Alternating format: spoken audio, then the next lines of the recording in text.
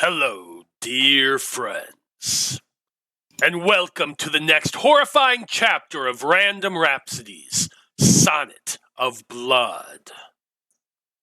I am Matthew R. Dawson, your friendly neighborhood host and game master for this Curse of Strahd playthrough. And joining me around my virtual table tonight are Brandie, Dyto, Joe, Marty, and Natalie. Say hi, everyone. Hi, everyone. Hi, everyone. Aren't they great at that?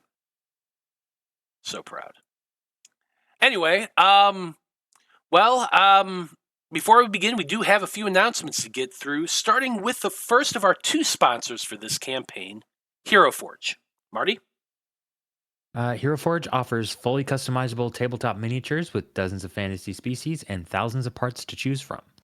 Their easy-to-use design tool lets you build your perfect miniature online using a fully 3D in-depth character creator right in your web browser, which is where we built our tokens for this evening's game. You can build your own today at heroforge.com.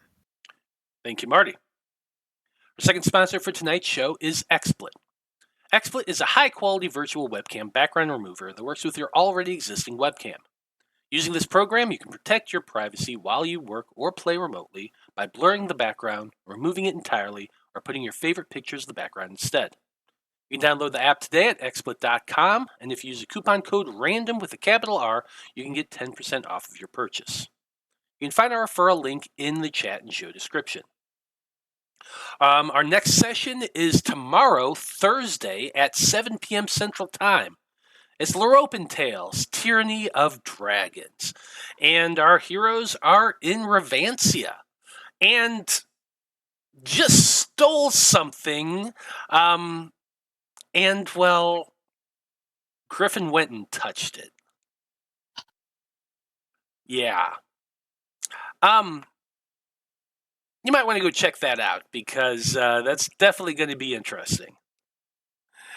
Now, you can keep up to date on our schedule and everything we do here on the network by following us on Facebook as Random Rhapsody TV, on Twitter as @random_rhapsody, on Blue Sky as Random Rhapsody, and on TikTok as Random Rhapsody_TV. And that's going to be it for our announcements. So join us as we dive into the land of Barovia and continue on with the Conclave expedition as they attempt to survive. A Sonnet of Blood!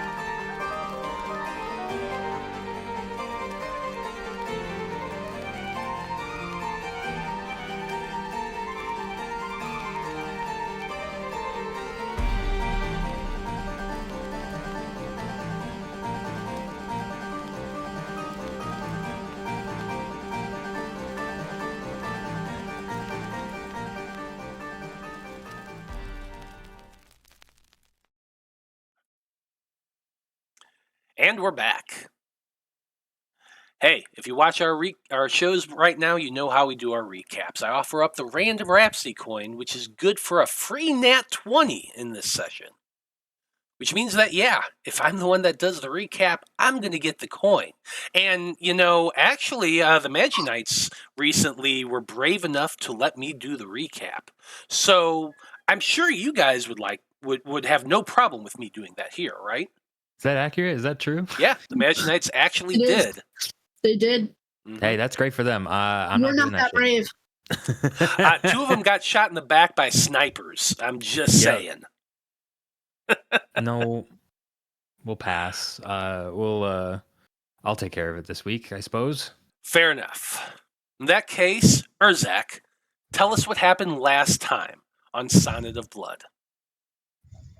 So last time we were exploring this tower. We were at the top level and ran into some ghosts.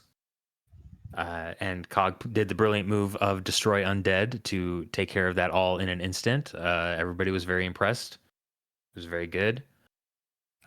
We explored the tower a little farther. Nothing bad happened to Urzak. Definitely didn't get impaled on a giant bed of spikes. After a little bit of puzzle solving later, we finally reached the chamber where Darts was sleeping. We woke him up and had a lovely conversation with him, and now we're planning our next move. Yeah, that pretty much sums it up. So there you go. There's the random Rhapsody coin. Don't forget to use it. It's only going to last this session. Well, expedition members. Let's get some music going, shall we? There we are. You are currently inside the tower, guarding Solenka Pass, which lies across the ravine from Mount Gakis, which is the largest mountain in Barovia. The stark and dusty tower is warmed by a fire that was built by Esmeralda outside of the fireplace, which is where you all descended down a hidden staircase some hours before. After the long hours of questioning Darts and discussing your next move, the stone monument seems a comfortable hideaway from the snowstorm that has arisen during your fight with the snow maidens on top of the tower. Esmeralda and Darts plan to set out in the morning to head towards Mount Baratok in the north to seek out the mad mage you believe to be Robert Mitchell, while the rest of you return to Argynvostholt to return the dragon skull that Baba Lysaga flew around on when you were fighting against her. Now, thanks to these long series of events, it should come as no surprise to you all that eventually each of you drift into a fitful sleep. Well, all except Vide and Darts, I suppose. I imagine the two of you are just kind of stare at each other like a pair of strange cats stuck in an unfamiliar room, like one right across from the other and just like eyeing one another. Anyway, fortunately for you all, the snowfall outside keeps any unwanted visitors from bothering you this evening. And you are all going to wake up the next morning from a good long rest. So y'all go ahead and hit that long rest button on your character sheets, okay? I don't like the way you said that. Like, this is going to be our last long rest. Ever.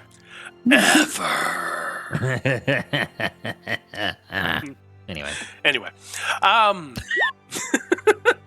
Sorry. Darts. Vide would like to craft some bullets. Vide would like to craft some bullets. Well, you only have to really kind of do a light sort of rest for a few hours. So yes, I'm going to say that you could probably use the fire that Esmeralda made and craft some bullets. Go ahead, Vide, and give me a crafting check. What's that? You're going to use your I think it's the My Tinker's Tools? Yeah, Tinker's Tools. What attribute? That's going to be Wisdom, because that's your Guts modifier, if I'm remembering correctly. 24. Yeah. So, with the fire going, after you rest a little bit in the middle of the night, you set up your small cauldron on a stand over the fire. Put some. What kind of material are you using for this? Are you making lead bullets or silver bullets? Lead. Okay. So you put your lead in your cauldron. You get out the rest of your equipment. You make your powder. You pack them into your casings, and then once the lead's hot enough, you pour it into the molding, and kind of start shape them with your knife to get the right size. Then you have to clamp the lead into the casing for your bullets. All in all, this process, you've got about 4 hours to do this, so you're going to be able to craft 12 bullets with that 24.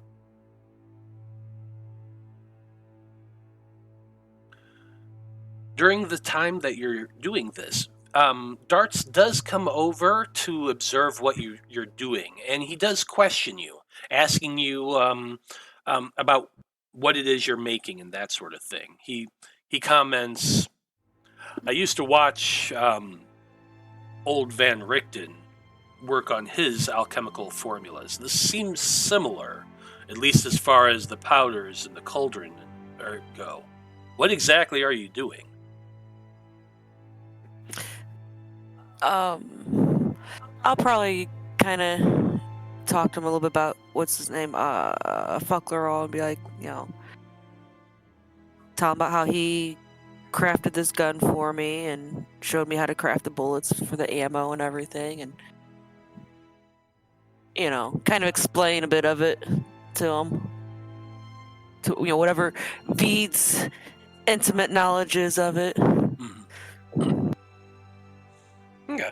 Yeah, you spend your evening telling him a little bit about Folderall, Fucklerall, and how he taught you how to do this sort of thing.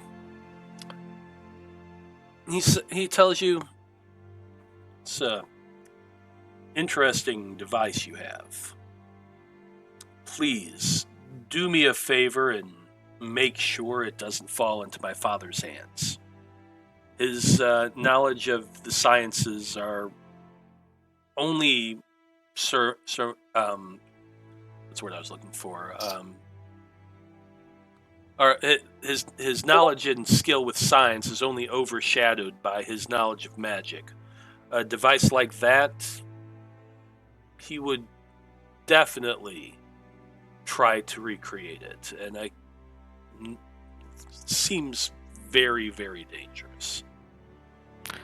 Oh yeah, don't worry. The only way he'll see this up close is when one of those bullets is headed towards him.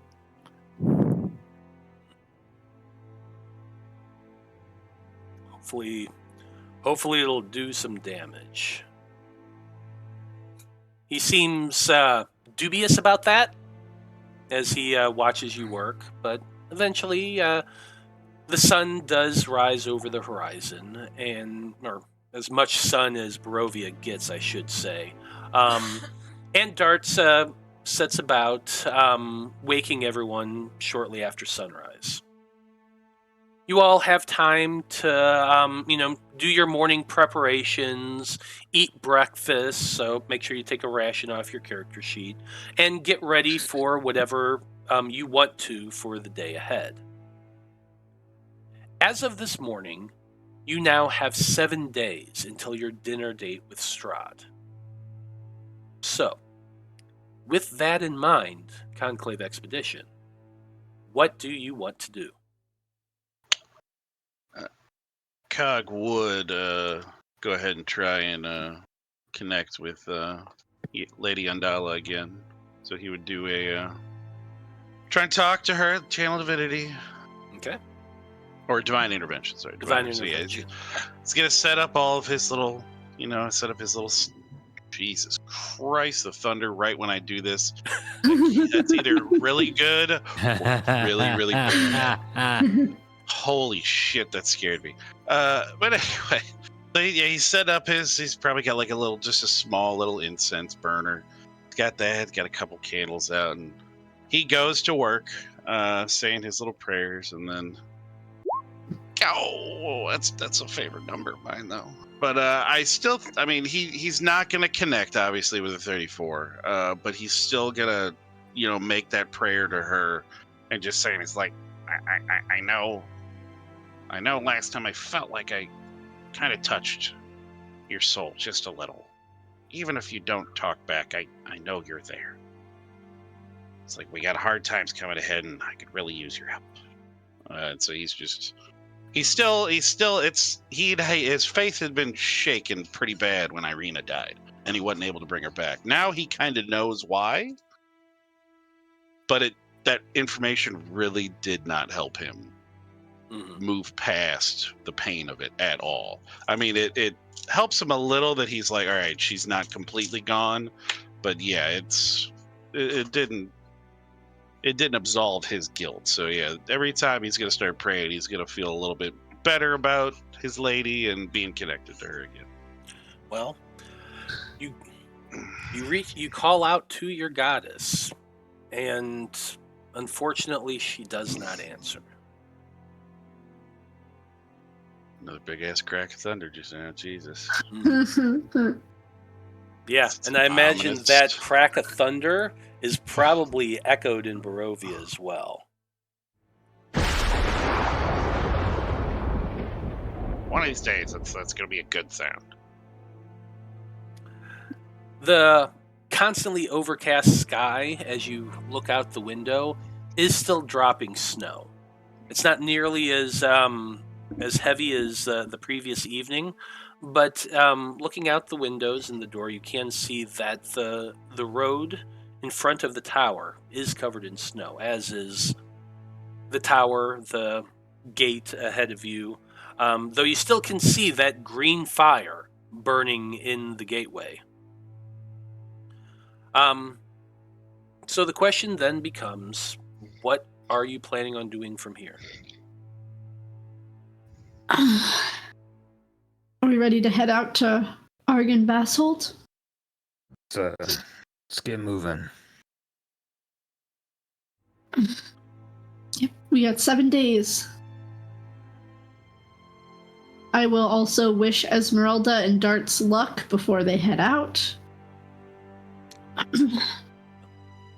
Fortunately... Danika, oh, sorry. Nope, go ahead. I was going to say, Danika will give Esmeralda a hug before she goes. Esmeralda smiles at you and says, well, chances are we will have to be going the same route.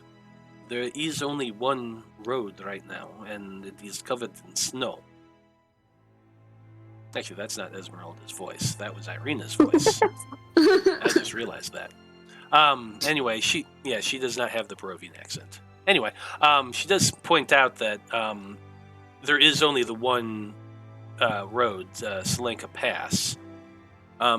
You all kind of off-roaded to get here, and you ended up breaking your wagon in the process a couple times, if memory serves. Oh, yeah. So I gotta spend some time fixing it. So, you did fix it and managed to get to where you are now using mending, but as you all open the door and look outside, the mountain's always been snow covered, but the roads at least were kind of clear. But right now, after the storm, it's definitely at least I'd say probably a good 6 inches deep right now. It's not possible to get a wagon through that, but you are going to have to contend with the cold and traveling through snow. So the question is, how are you going to get there? Now, I got you out on the map right now. So as you can see, you are down here next to Lake Luna. Up here, which I might as well just show on the map for everybody so y'all can see what I'm talking about without being too confused. Here's where they are on the map. This is where they're getting to, but it's on the other side of a mountain. So my question to you all is, considering you have, your wagon, the donkeys, Esmeralda, she has her wagon and her magical horses to pull it, but off-roading is going to be more difficult. I'm not saying you can't do it. You can certainly go that route if you want to try it again. Or there is the route that is the road. Selenka Pass, however, goes around the mountain. You have your map and you pull it out and you're kind of looking at it and watching it. And it winds its way halfway around the mountain that then goes up towards the woods again, towards Lake Baratok. I went ahead and decided to be nice and measured out for y'all how long it's going to take. And I measured it out that if you follow the road itself, it's 49.5 miles from here to Argynvostholt. Wow. You're welcome to measure on the map yourself if you want to.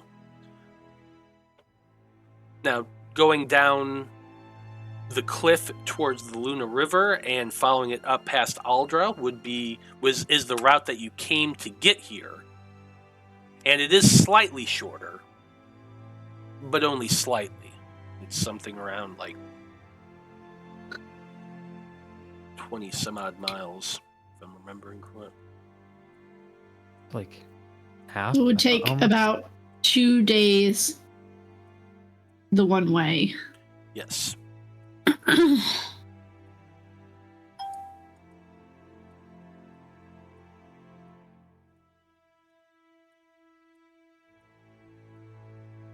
So it'd be 36 miles the other way. But that's going down a cliff side and slugging through swamp and marsh to get to the remains of Aldra, where the old road still exists. Does Urzak have Find Steed? I do. And I have more spell slots, so I can go ahead and just cast that. Because if Urzak does Find Steed, 2 people can ride on his steed. The only teleport I can do is Teleportation Circle, and the only one I've even seen was not complete.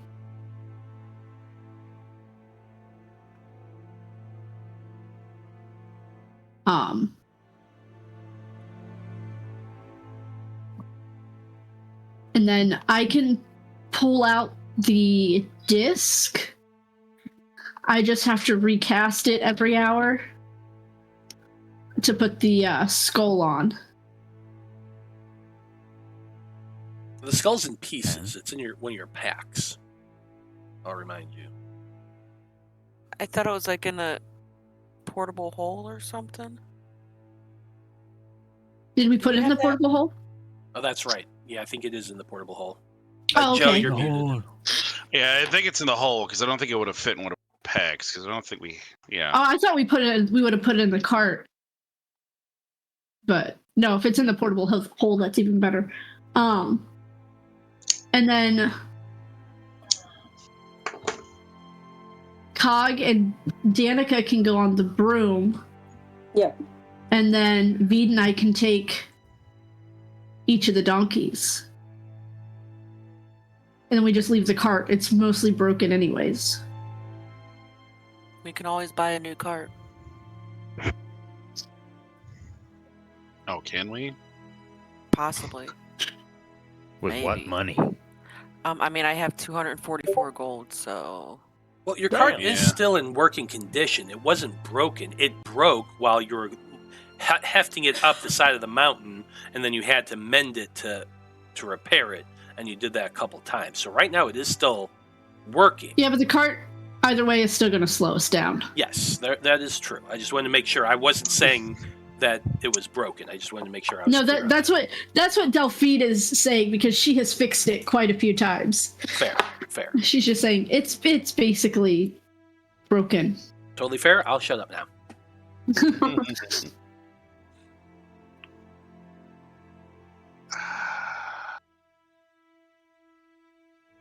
Yeah, I mean, as long as Dom and Letty aren't, broken too.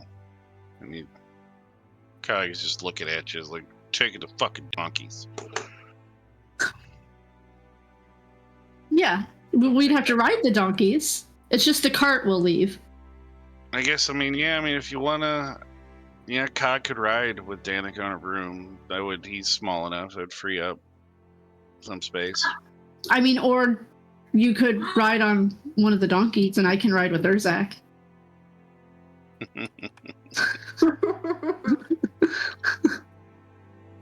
Sure.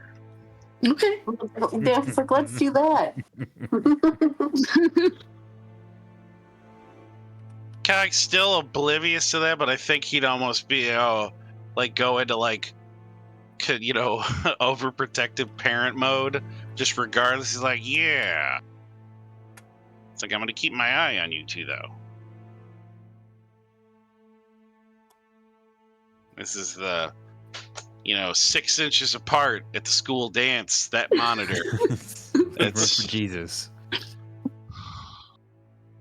It's like he needs to be able to, put his little maul that he's got, he needs to be able to swing that between y'all. Doesn't work as well on horseback, I don't think. Probably Right. not, but It's almost like trying to do that on a motorcycle.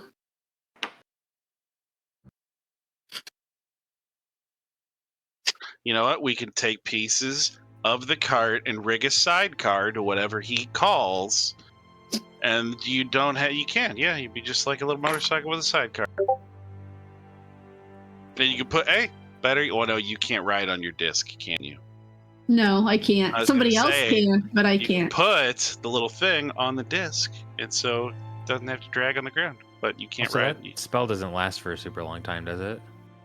It's only It's an hour. Oh, an hour.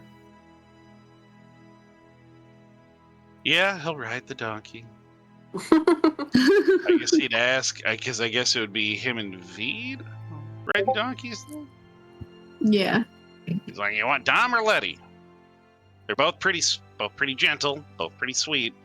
I will say this: Letty chews on things. She's got. I'm going. It only lasts for an hour. Never mind. I was gonna cast telepathic bond. How bad is the snowstorm? Right now, it's not. It's like flurrying. It's not too bad. Yeah, right now it's just flurrying. Last night it coated the road pretty well. You got about 6 inches of snow cover right now. I'm gonna do it anyways. Before we head out, I'm gonna ritually cast telepathic bond on all of us, just in case we get split up or winds get heavy and we can't actually hear each other. We can still communicate, and with Danika in the air, it just helps. Would you be able to? and it can kinda- be 8 creatures. So you could So- include the Glitter donkeys. mounts. Yeah. God, what would that end up being like? So it'll be the 5 of us, Darts, Esmeralda. How far does it travel? There's no range on it as long as we're on the same plane. Okay. We can Alright. speak to each other, but it only lasts an hour. Okay. Well, No, yeah, set it. okay, so Urzak is going to be casting Find Steed for him and Delphine to ride on. Danika is riding on her broom. Cog is riding on Dom, and Vide is riding on Letty. You don't have saddles for the donkeys. You just had like all the stuff for the hitches. So you're gonna have to be riding them bareback, which is always fun. Dom and Letty don't seem particularly thrilled about this, nor about going out into the cold. They've been sleeping. They stayed in the tower with you all, so coaxing them out is going to be a small challenge. Just the two of you, give me animal handling checks real quick for that.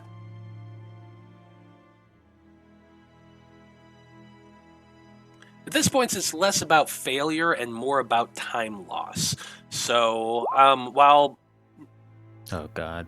rolls definitely aren't going to, their rolls kind of determine how well they succeed at this, less than straight up and down fail succeed.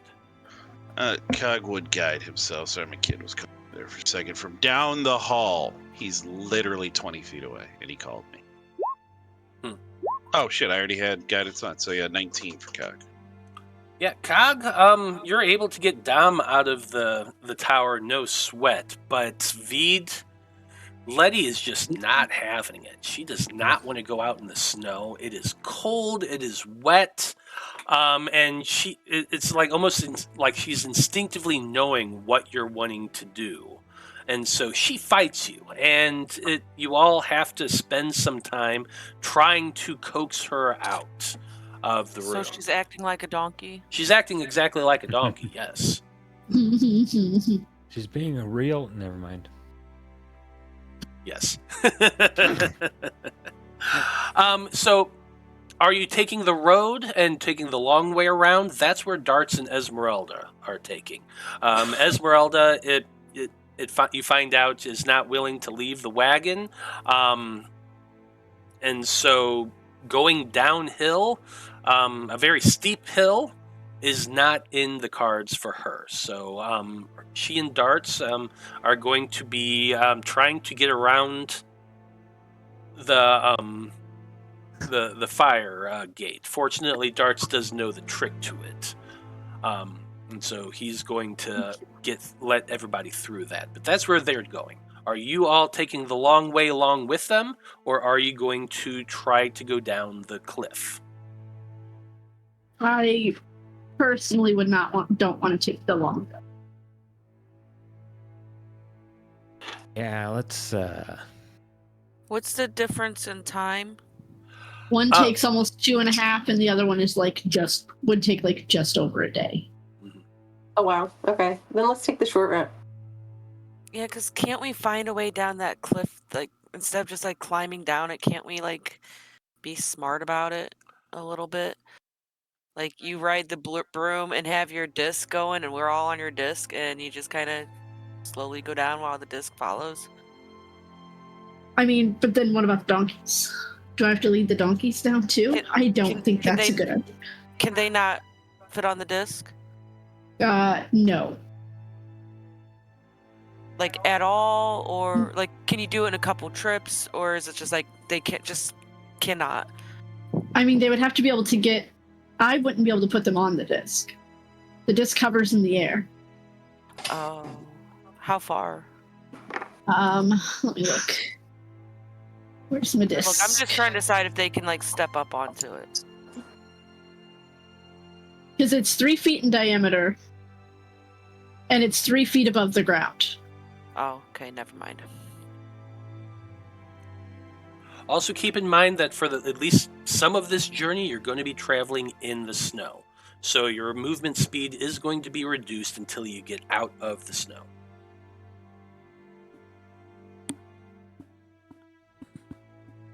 I mean, I'm going to go with majority on this one. I mean, I don't necessarily want to take more time because we don't have a lot of time. But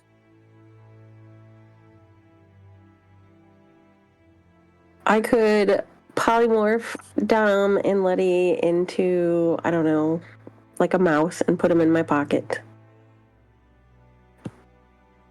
there's If we have to.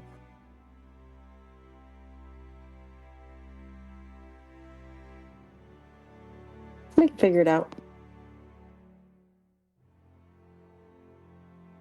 Yeah, could do that.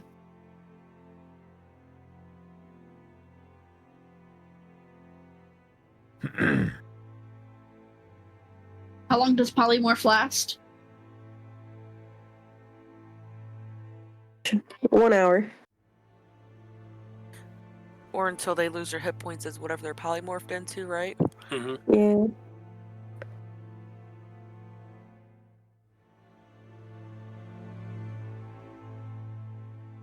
I mean, that's a very valid option. that what we want to do? When we get to the cliff?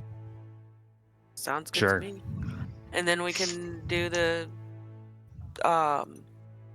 disc thing. The disc and then broom, and I feel like that's the safest bet, don't you? Yeah. What kind of steed does Urzak have? It's a warhorse. It is a skeletal warhorse. When Urzak summons it, it does appear, and it has kind of a ghostly outline of a form, and then the bones inside are pitch black and fully articulated. Hell yeah. So Urzak and I could be on the back of the steed going really fast down this cliff. Yeah, if this thing dies, I can resummon it. So While Danika's on the broom, Vide and Cog on the disc. It's like what is that, waterboarding? Except for in the snow. Like when you're on like a boogie board attached to a motorboat. wakeboarding. Okay. Waterboarding is something else. Well, I don't know. We might end up waterboarding Vide too. That's why I was like, Considering Vide doesn't breathe. The actual Go equipment, ahead. there is an actual equipment called a waterboard. No, it's a bodyboard. That's my bad. bodyboarding. There you go. Again, waterboarding completely different. Hey, we don't know how Vide will be able to hold on to this disc. I mean, I should be able to hold on to it.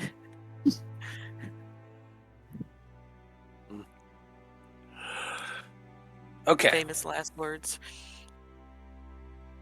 So what I've heard so far is polymorph the donkeys and fly them down the hill or the mountain to the lower area,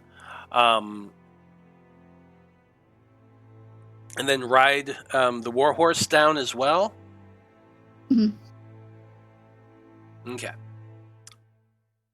From a mechanic standpoint, I can actually game this out. So you'll have to cast polymorph twice because you can only cast it on one creature at a time.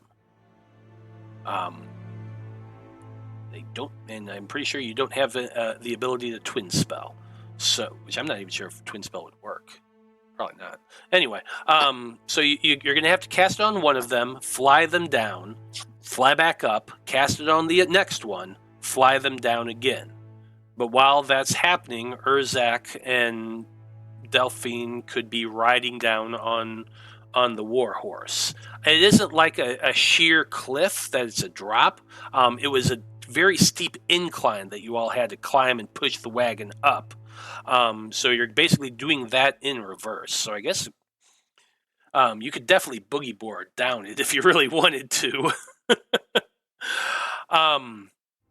But apart from that, because you got Danika and her broom, and basically it's a 500-foot drop down, you could, in theory, within about 2 hours, get off the side of the mountain and make your way down to the river itself.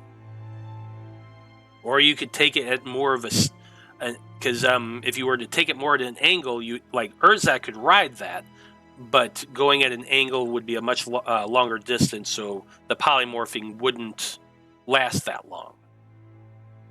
But you could do it and then get down to the river and then follow the river from there, if that's how you wanted to do it.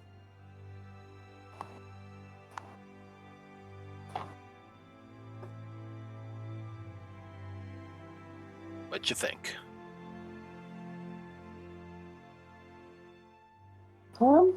Yeah, I mean, let's get her done. Yeah. Okay. Let's go.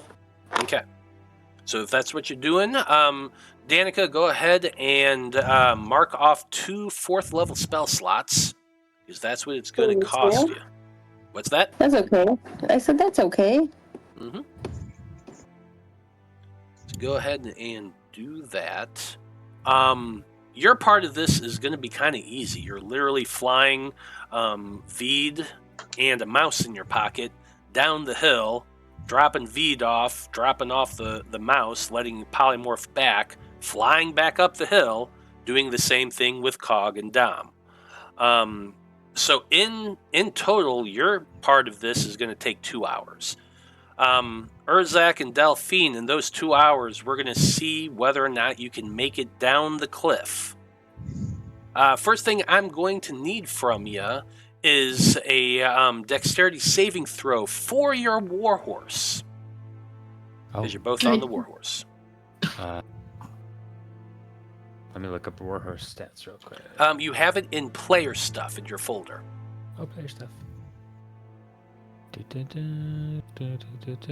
There you are. Can I roll from here? Should be able to.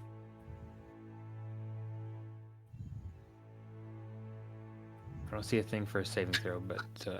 On the character sheet side, they don't have actual saving throws. It's it's just just you'd a make a dex, dex okay. check. But it's technically a saving throw. Dan. Oof, that's a 10. Your paladin ability counts to this because it's a saving throw. Oh, sweet. 12. That would be a 12. Unfortunately, that is not enough. However, Ashley N is redeeming an advantage. So that is floating right now. Thank you, Ash. It's worse. It is worse. And it's a saving throw, so I can't cast guidance. Nope.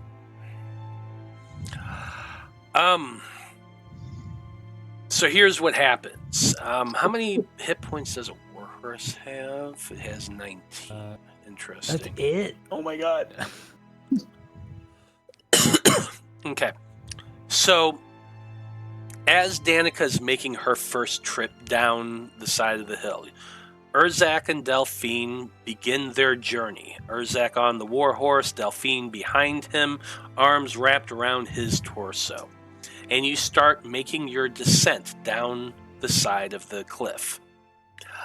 It is very slippery, and almost immediately the horse loses its footing, pitches forward, and sends you all tumbling. In total, you are going to take 16 points of bludgeoning damage. Ouch. Wouldn't the snow be softer, so it shouldn't hurt as much? Yeah, that's why they didn't take the 66 I thought about rolling. But then I took the snow into account. Fair enough. The horse goes forward, pitching the two of you off. You go tumbling, hitting the snow, and do basically that scene from Willow when Mad Mardigan rolls into a snowball.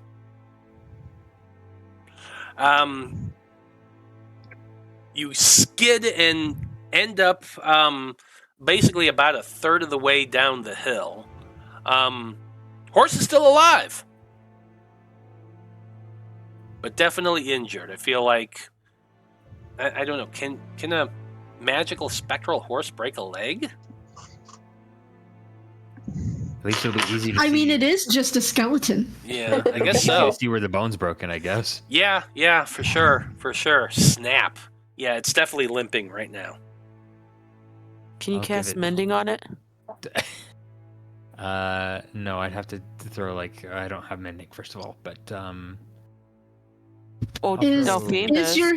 Is your steed considered a construct?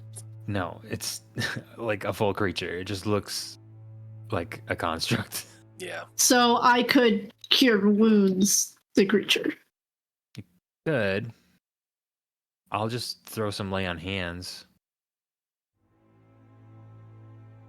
I'll just do 10 points of lay on hands. Anyway, I could heal us or him. I get it. Well, Urzak, you go and put your hand on the horse's spectral leg and run a healing hand down it for 10 points of healing, and you see the bone knitting together underneath the spectral skin. Great. I turn back over to Delphine and I go, "Are you good? Are you okay?"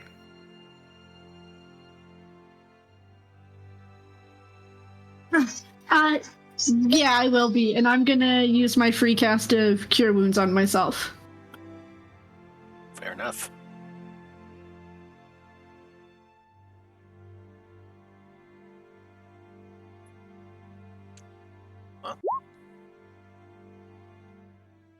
Does Danika see them take this tumble? Oh yeah, you definitely saw them take the tumble.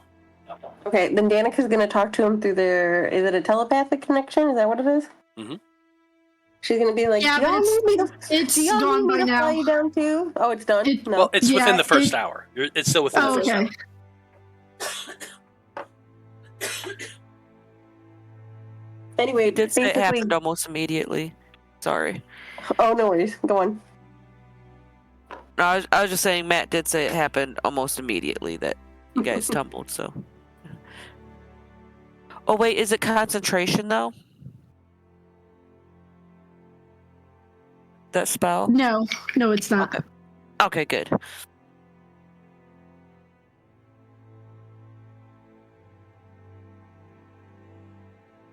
All right. So you guys get back up, and you keep going. Yep. Yes. Okay. Take 2. Dexterity saving throw from the warhorse. Oh, let's do better. You can do it. That's better. That is better. And you're +2, so that's an 18. 18. 18. That is a success. Thank you, my boy. You're a lot more careful now, coaxing the horse down the side of this mountain. Taking things slowly, watching for any sinkholes or anything like that might be hidden by the snow, and you're able to make it down a second of 2/3 of the way at this point. Danika has managed to drop off the donkey by this point and is making her way back up the side of the mountain. So I'm going to need one more dexterity saving throw from you. Okay. Boy. Fuck.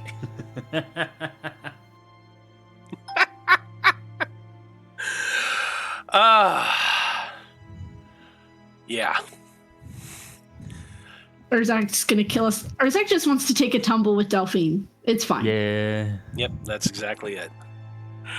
Oh, unfortunately, as you start making the last leg of your journey, your overconfidence gets the better of you, and the horse goes down once again, sinking into a bit of a sinkhole. The both of you go flying. All 3 of you are only going to take 9 points of damage. We're all still alive. Let's go. The horse definitely tumbles and slides. You all go sliding down the hill as well. I feel like Urzak's got a bloody nose. 9 points of damage. That ain't much. But yeah, after 2 falls, you've managed to arrive at the base of the mountain, next to the Luna River. You have to get back up. You have to probably gonna have to re-heal the horse. I'm not gonna lie. It's probably got a broken leg again. Shit. Who wants to heal the horse? Can you just let it go and recast Fine Steed? Probably be less Technically. resource intense. I'll just he didn't take as much damage this time. I'll do 5 lay on hands. Okay. 5 points of lay on hands brings him up enough that the horse is able to get up once again. After some work, you are going to be able to coax it down the hill to the river's edge. I look at Delphine and I go, well, we made it, yeah. You are both soaking wet. You got snow caked on you. Whoa. Yeah. You know what? I couldn't think of a better tumble. TOS, people. I gotta go.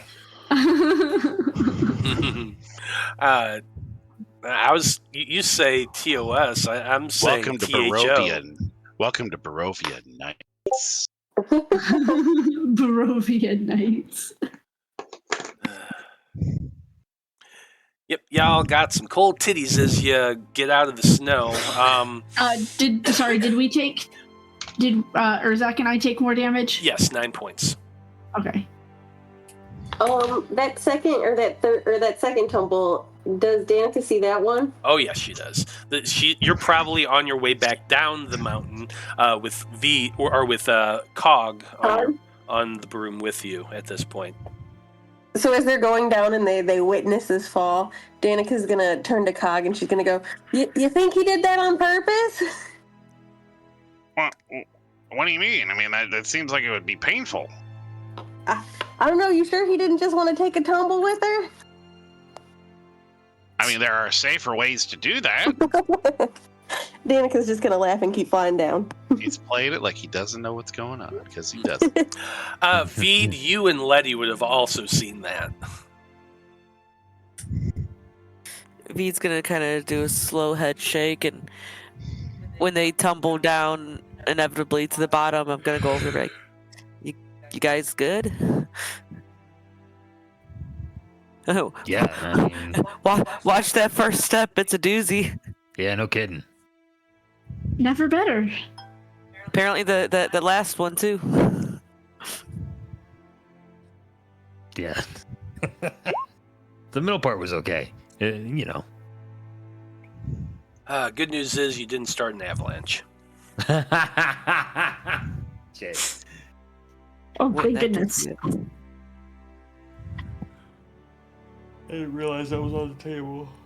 I mean, when is it ever not on the table? I guess. I mean, it's snowing.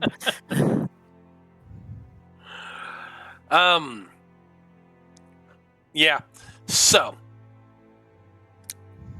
Urzak and Delphine are quite caked in snow and shivering once the rest of the party reunites. It has been a cold 2 hours, and the sky is just as gray as it was before. The light flurries are still coming. The ground around here isn't nearly as snow covered as it was up high up there. You just kind of you made a 500-foot descent in a couple hours. That's not too bad. But the weather is still coming down, and it is still cold. You all pull your coats and whatnot together. Yeah, go ahead. Danika, do you mind prestidigitating us so Urzak and I aren't quite so wet?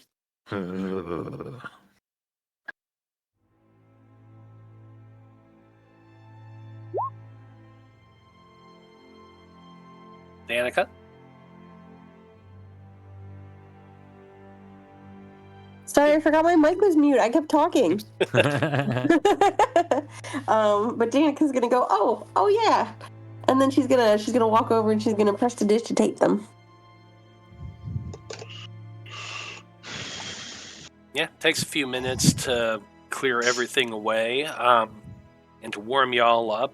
Prestidigitation, you can warm things for a little while, so that does help with the cold for sure. And while she's doing this, she's gonna lecture Urzak about the first step on an icy road is the toughest, and he needs to watch his steps better, and better animal handling. She's just gonna lecture. Thanks, Mom. You're welcome.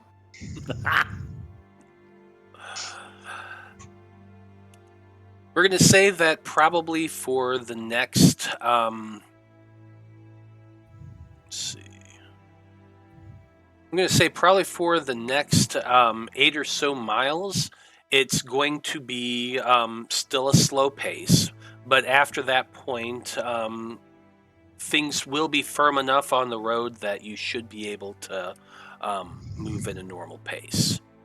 So you pull out Dom, and you have Dom and Letty once again in their donkey form. Vide and Urzak, or Vide and Cog, mount them, while Urzak and Delphine mount the warhorse, and Natalie and Danika is on her broom. So with that, the 5 of you begin your journey. Cog and Vide, I need animal handling checks from you.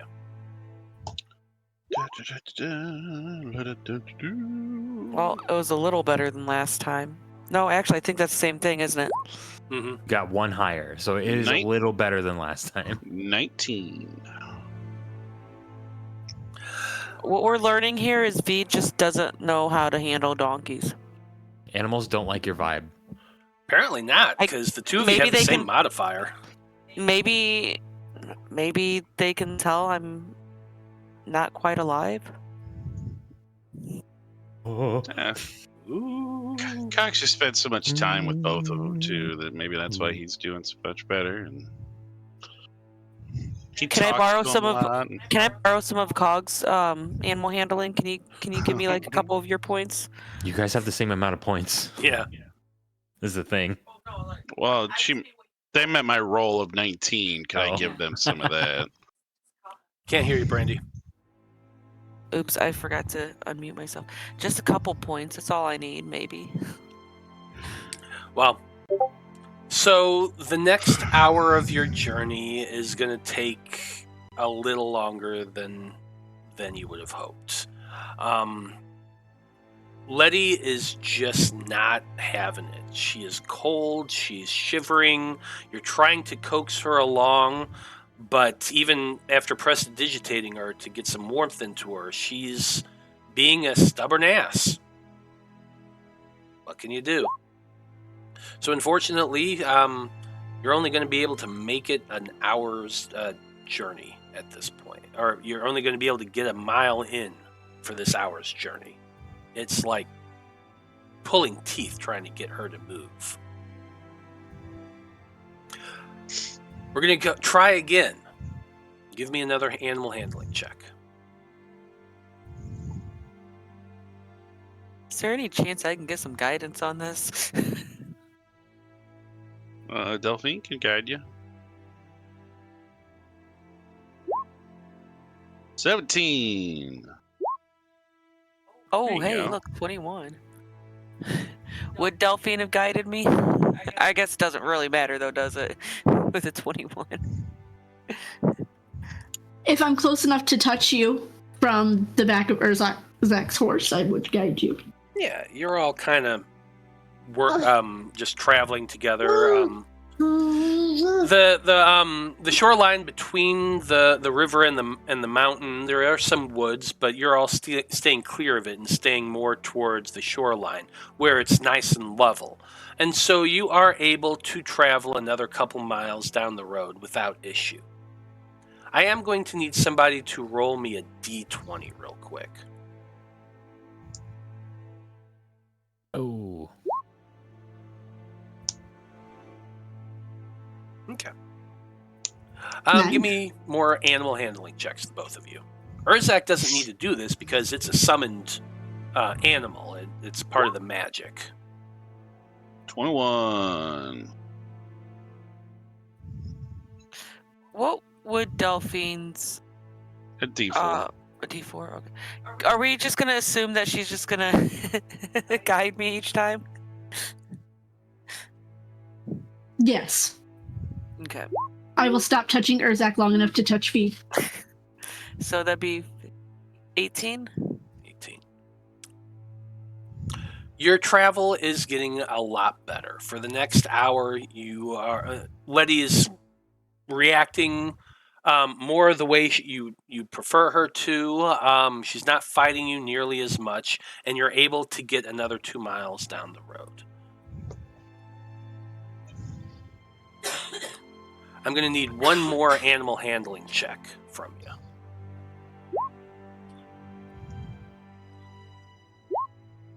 Hells yeah! That's crit, baby. Yeah. Just like the other Dom, we're doing donuts in the snow. Yeah, he's fucking rearing back on him, and he's doing tricks. I don't know about all that, but Dom and Letty are at least cooperating with you both. And yeah, I'd say, Cog, that you're able to get in the lead a little bit, and you're leading the path. And as you do so, you do come to the sunken ruined city of Aldra. You can see it just coming up as the hill begins to crest a little bit. The city probably has some interesting memories for your group. You all think back to your battle against Baba Lysaga and the gigantic tree monster hut thing. Fortunately, you have nothing else you need to do there. From this point on, you are able to find the road, which makes your travel time a little bit easier. By this point, it is noon. What little of the sun you can see behind those clouds is at its highest point. You're making decent enough speed, so you all feel a little bit more confident. From this point on, I'm only going to need animal handling checks every few hours. So I'm going to need animal handling checks from both of you, and I'm also going to need a D20 check from somebody. Just 17. Okay. 15 for Vide, 16 for Cog. Whoa. 15, 16, 17 all in a row. That's weird. Okay, Urzak, I need you to roll me a D12 and a D8. Okay. 7.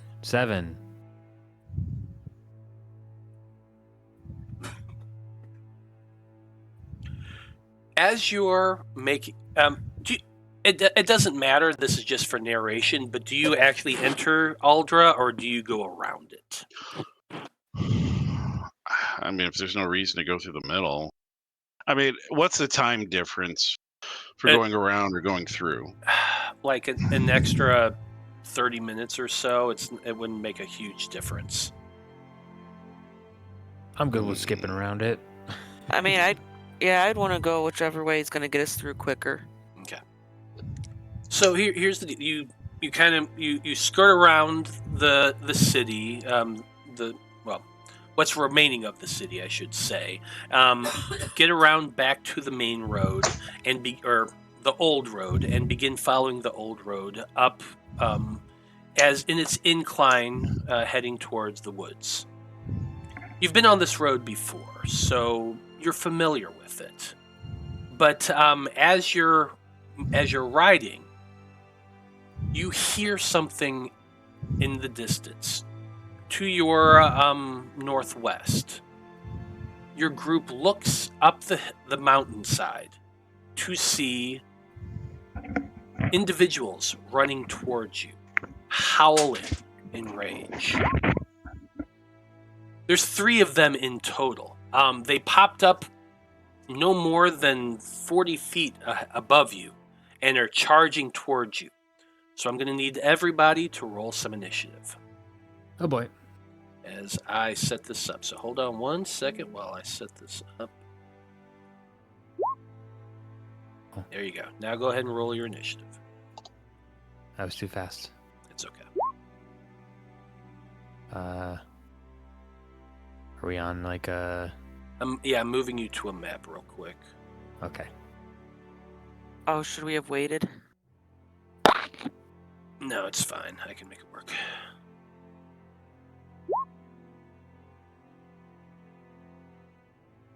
You said it was 3 individuals? Yes.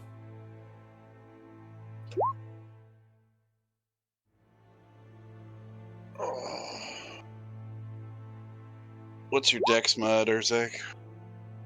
3. All right, so you'd be before Cog.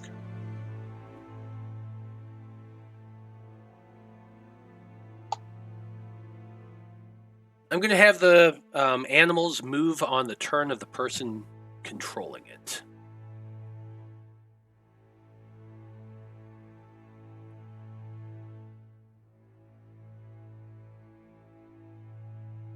Let's see. Who do I not have in here? Urzak, what was yours? Your initiative? 20. He's 20, yeah. 0.16. He'll be ahead of Cog.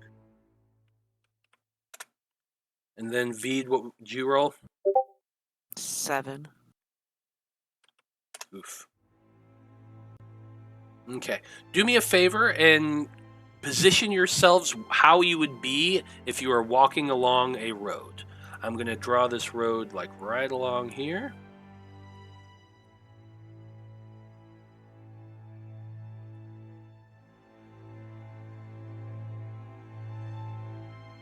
There you go. So position yourselves how you'd be traveling just normally in the group. I guess you want to give Vide and Cog, give us control of one of each of them.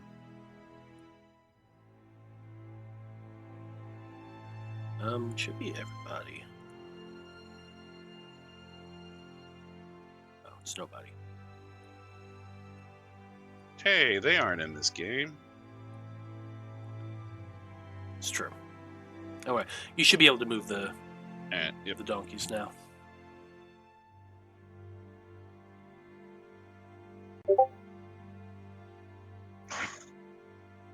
I'm just gonna have it next to me, but it's like obviously, I'm. Yeah. Yeah, you can have it sitting like in front of you. That'd be the easiest way to do it. Yeah, that's kind of why I put myself behind Urzak, because that's kind of how we'd be on top I of didn't mean to Which click direction? that. Which direction are we You're traveling Are we north. this You're way? traveling from the south to the north. Okay, so up. Yeah, up. I'm gonna pull these out. Is your horse really that big? I guess so. It's a warhorse.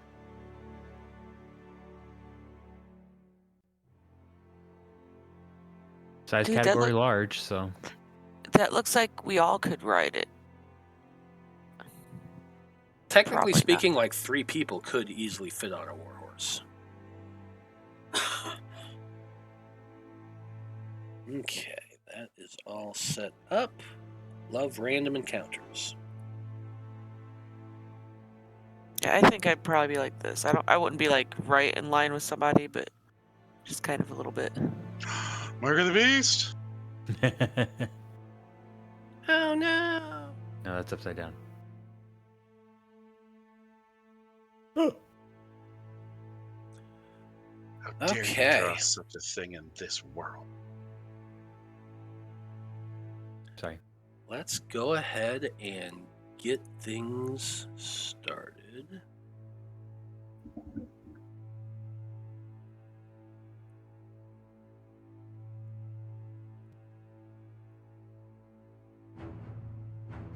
Get out of here.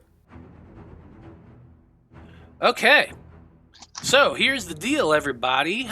You're riding along the road, and you would hear these howls. You all look to your northwest, and you see 3 individuals popping up out from the snow. They're wearing basically just gray furs over their bodies. Their chests are bare. They seem to have large weapons in their hands, and they're charging towards you all. However, Danika's the first one to react. So Danika what you want to do.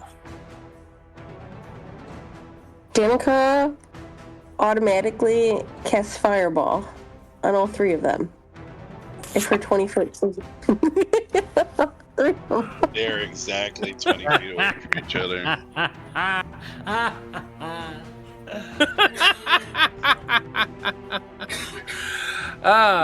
Hold on 1 second. I gotta do it. That's a 20-foot radius.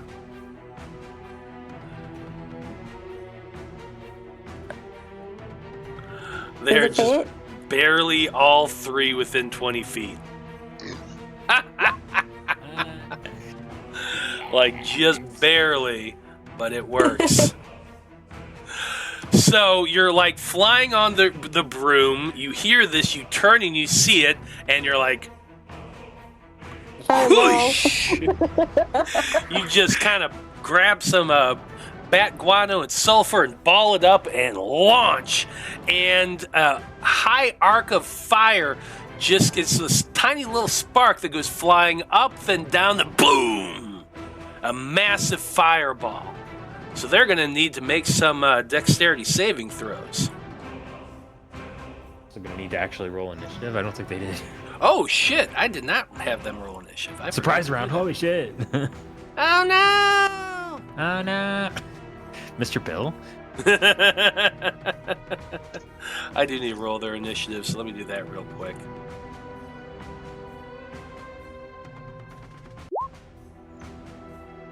Shouldn't have said anything. Fuck.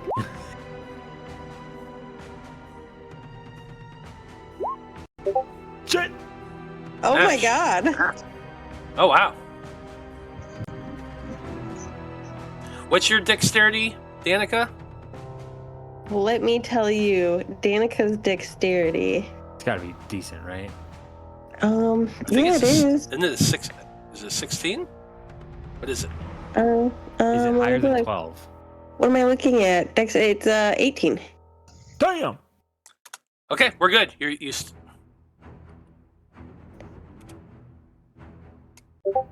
Yeah, that's still all gonna happen. So we're good. Got all their good rolls out of the way.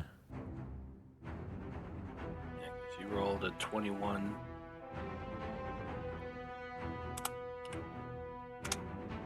Okay, so you launch your fireball. It goes streaking out. Boom! Dexterity saving throws.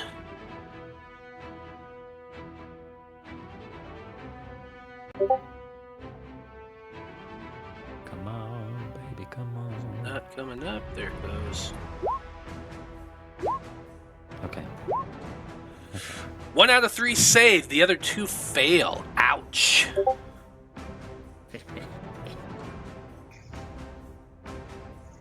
Okay, let me do some math real quick. Oh, wait. Oh, Kenny rolled Rolled. some disadvantage, or redeemed some disadvantage on that save I just made. My goat. Okay, here's a new roll for the berserker that saved. Fuck. Fuck you, Kenny. Even better. Kitty, that is exactly your luck. Dude, the dice are fucking funny tonight. They are. Hey, you know what though? That was a disadvantage. They wasted a nat 20 on a disadvantage throw. Hey, that's true. It is still a save. So 2 of them are taking the full damage. 1's taking half damage. Gonna input that real quick. That was your action. Danika, what are you doing from there? I will give some inspiration to Cog. Aww. Oh. Be like, you can do it, little man. Oh, I feel 10 feet tall.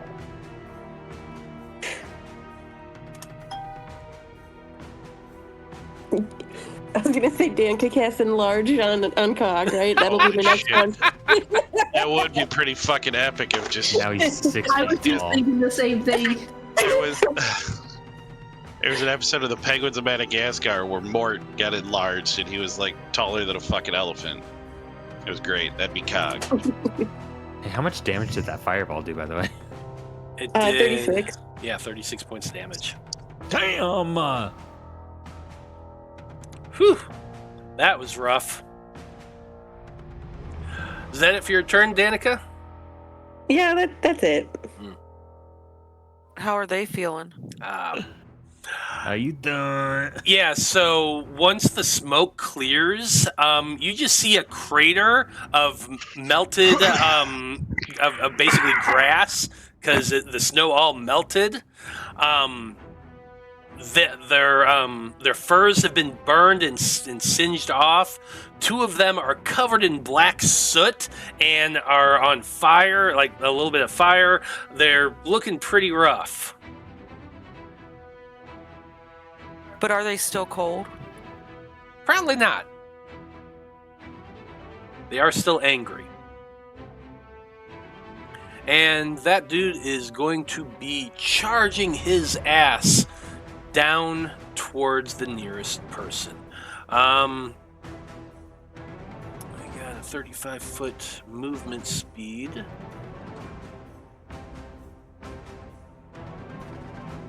So they're making it just to the bottom of the hill there.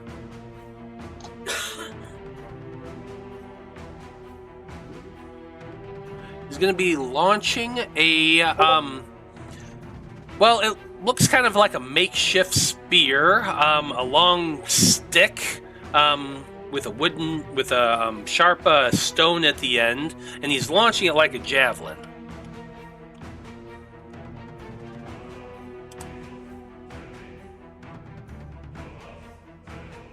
At who? He is launching it at the one who threw the fireball, obviously. Fair.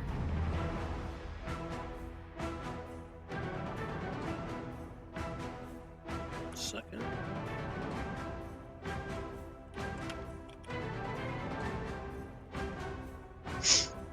Is Danika still up in the air on her broom? Yes, she is. Okay.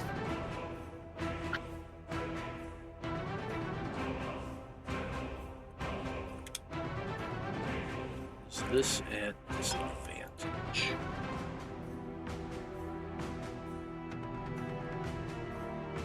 Look something up real quick.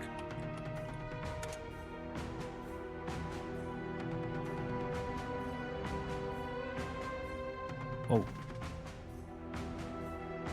It's 30. Okay, so it is normal roll.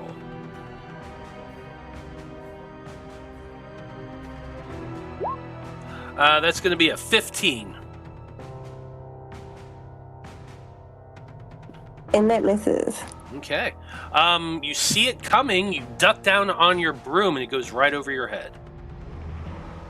The end of his turn. Urzak, you're up next. All right. Let's see. I have 30 feet of movement. Perfect.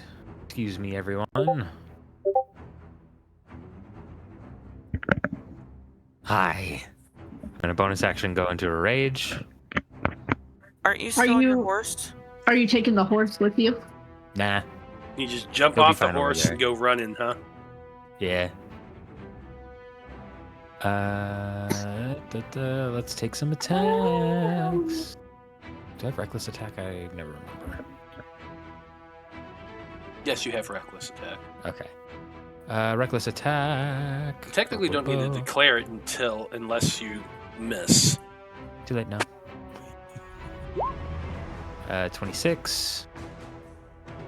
Yeah, that definitely hits. We'll do the second attack, make sure that hits. 22. Yep. Okay. First things first. That is 7 plus Divine Fury. Another 3 for 10 slashing damage. Points of slashing damage. And then the second attack was a spicy little 11 damage. You You jump down off your horse, run over to him, hefting you that battle axe of yours, and just start hacking away. He's trying to deflect with the great axe that he has in his hands, but this thing is mostly made out of wood and stone. You easily slip past it and get him 2 good cuts. He's looking very hurt. Great. That's my movement action and bonus action. So I am done. Okay. Cog, you're up next. Well. Oh, shit. What are we going to do to the game?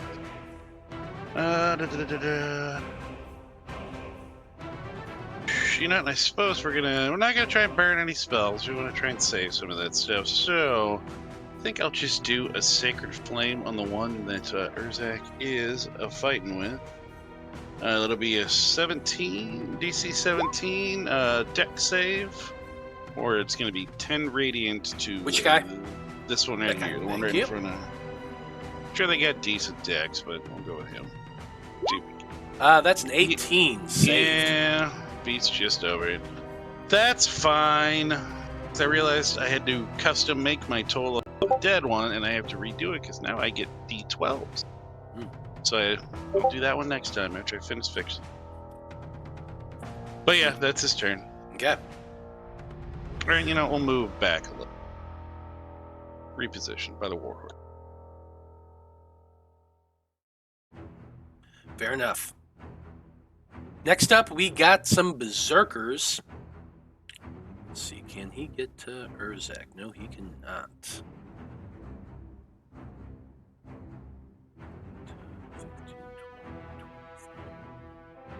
5. Gonna come to right there.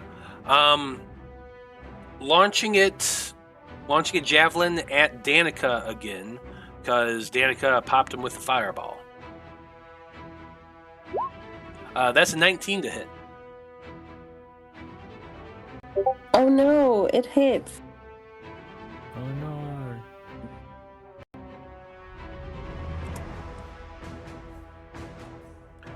It's going to do a total of 4 piercing damage. Oh no, 4 piercing. Wow, I rolled a 1. That was sad.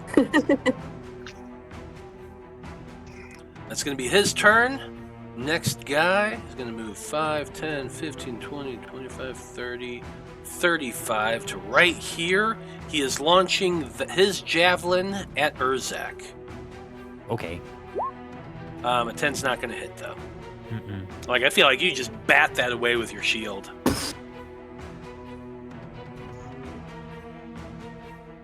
Delphine, you're up next.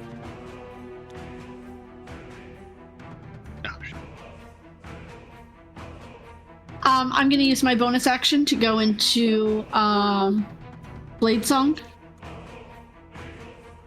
And I'm going to come up right here next to my man Urzak.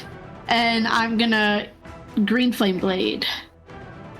This will be my main target. And then the secondary target is the one that Urzak is fighting.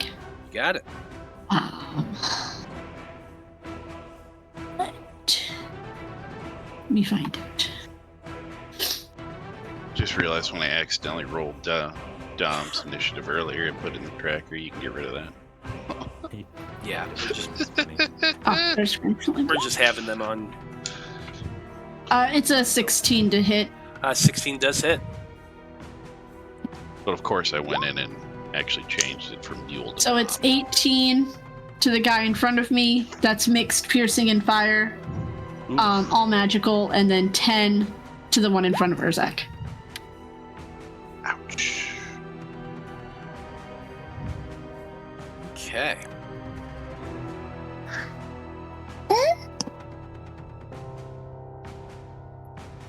Gotta do some math here real quick.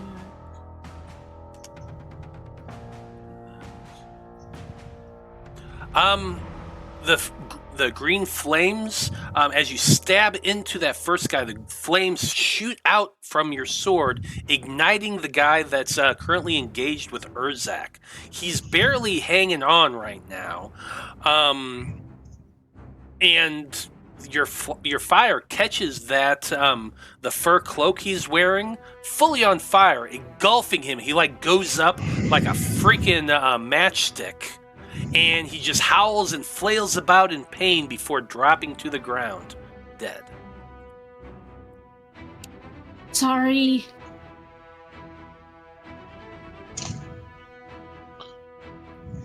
Okay, that's going to be it for your turn. Vide, you're up next. You are currently astride Letty.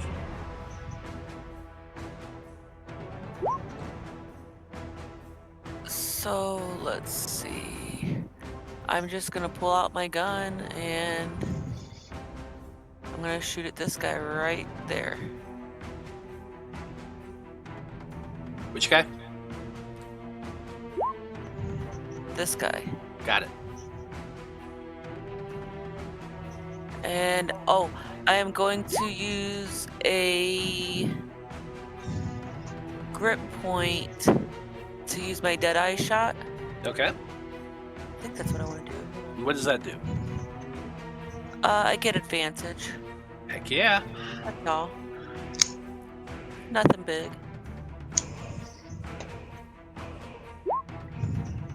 Ooh. Oh shit! Let's Yeah, go. that's just a crit. And No biggie. that just got you your grip point back too, I'll point out. Simply a crit. Yes, it did. Let's go. Yeah, free Deadeye shot there on that guy. How's he looking? He just took 9 points of damage. He ain't looking great, but he's still alive. Okay, you know what? I'm gonna do it again. I'm gonna use that free grip point that I just got. Not as good, but still, you know. Well, I mean, it's More better damage. damage. More damage though. Yeah. Yeah. 25 definitely hits. You pull the hammer back on your gun and fire 2 shots. Boom! Hitting him twice. He staggers back. He is in severe pain. He's looking like he's barely hanging on, but he is still alive.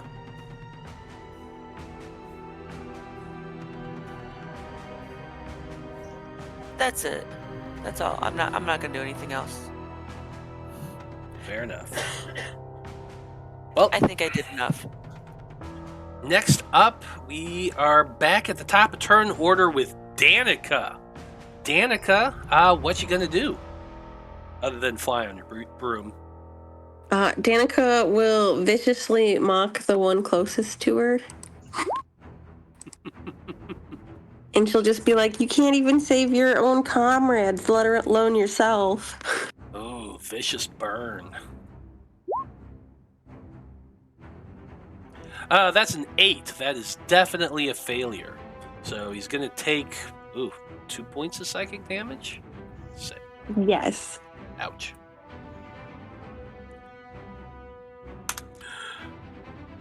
He's like, oh, I know. And he's going to have disadvantage on his next attack roll. Okay, and then that's it for me. Danika's good.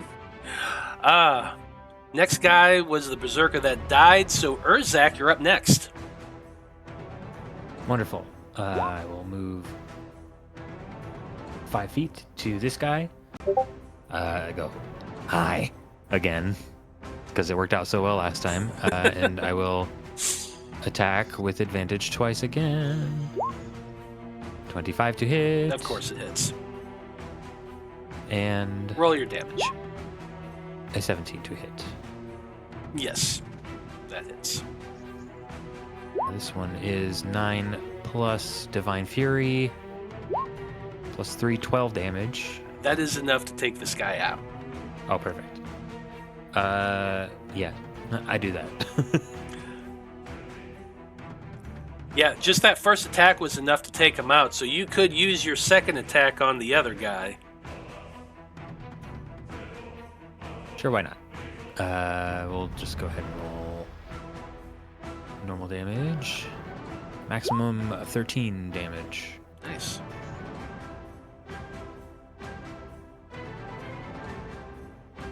That's it.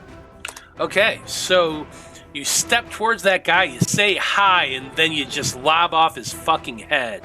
Yes, turn around and step towards the other guy, not missing a stride, and just whack him upside the head with your axe. He staggers back a little bit. He took some damage, but he is still up. Delphine a wink as I end my turn. I was hoping this guy was gonna die, but Delphine looks at Urzak and says, "Good job, Tiger." Also gives him a wink. Just dying over there. Cog, you're up next. It's the fucking tiger bit that got me. Yeah, no, he's just kind of stride up with, I guess, Cog would actually, let's say he's right there. He's just gonna do it. He's just, well, I mean, I guess Dom does technically have an attack. But he just come up, he's like, yeah, it's kind of gross, Urzak. I mean, really? And then he's going to do Cog's bad touch. So, They don't have a fucking spell called bad touch. that's just what I called it. A 14? Just hits. We're just doing it at good old level 1, 19 necrotic. So, you're on the donkey. You come riding up towards the berserker who's engaged with Delphine. You kind of just turn the donkey a little bit so you're within reach. Tell us how this looks as you kill this last berserker. I mean, I like he's just come up, he's just like, Urzak, I mean, decapitation, really? Is that uncalled? That's you don't have to torture these men. Why are you mad about this now? I've been doing this the whole time. And then he's just gonna kind of like get his little hand, I guess, because they're berserkers, so they're probably not wearing really armor and that, I'm assuming. So while he's probably got his arms up defending against Delphine, Cog just comes in and just like gives him just like a quick little jab, like right in his rib cage, and it seems like I would like to think it's almost like a deafening sound, but it's really not. It's just a nice little wet thud. But in Cog's head, he just fucking cracked open the mountain there, and just from that little spot, just black spreads out across his body. And he just starts clawing at his neck. It's almost like he's suffocating. And then just drops to the ground dead. He started to dismember him. He's just gonna wheel around on fucking. He's just fucking with him. He's just wheel around on Dom. He's like disgusting. He just turns around and leaves. And I think that's actually a perfect time to pause and go on break. So hey, we'll be back in about 10 minutes, folks. And when we return, we are gonna get hopefully down the road. We'll find out. Stay tuned.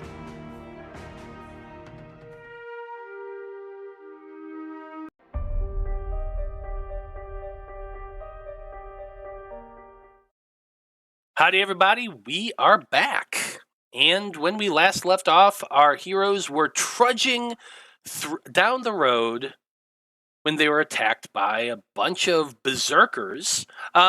These berserkers, I should mention, are very similar to the individuals you fought on Yester Hill. They have woad on their faces and their bodies. They're covered in grease and grime. They're wearing furs, but not much else, and they're carrying stone weapons. So, very easy to identify them. Anyway, with a fireball and a few quick jabs and Cog's bad touch, you've all easily managed to defeat them. So, where do you plan on going from here? Onward, I suppose. Okay. Real quick, give me another animal handling check from Dom and Letty, or from Vide and Cog, and then I'm going to need somebody to roll. Well, actually, I don't need a d20 right now. We don't need that right this second. Ooh, that is going to be a tasty 25. 13. I forgot to take my advantage off. Okay. Unless you'll let me have the advantage. No. Good news is a 13 is fine for this leg of the journey. Letty is a little antsy after the attack and is kind of fighting you a little, but it does not hinder your travel time. After this point, you're able to travel another good 3 hours, which is going to get you another 9 miles up the road.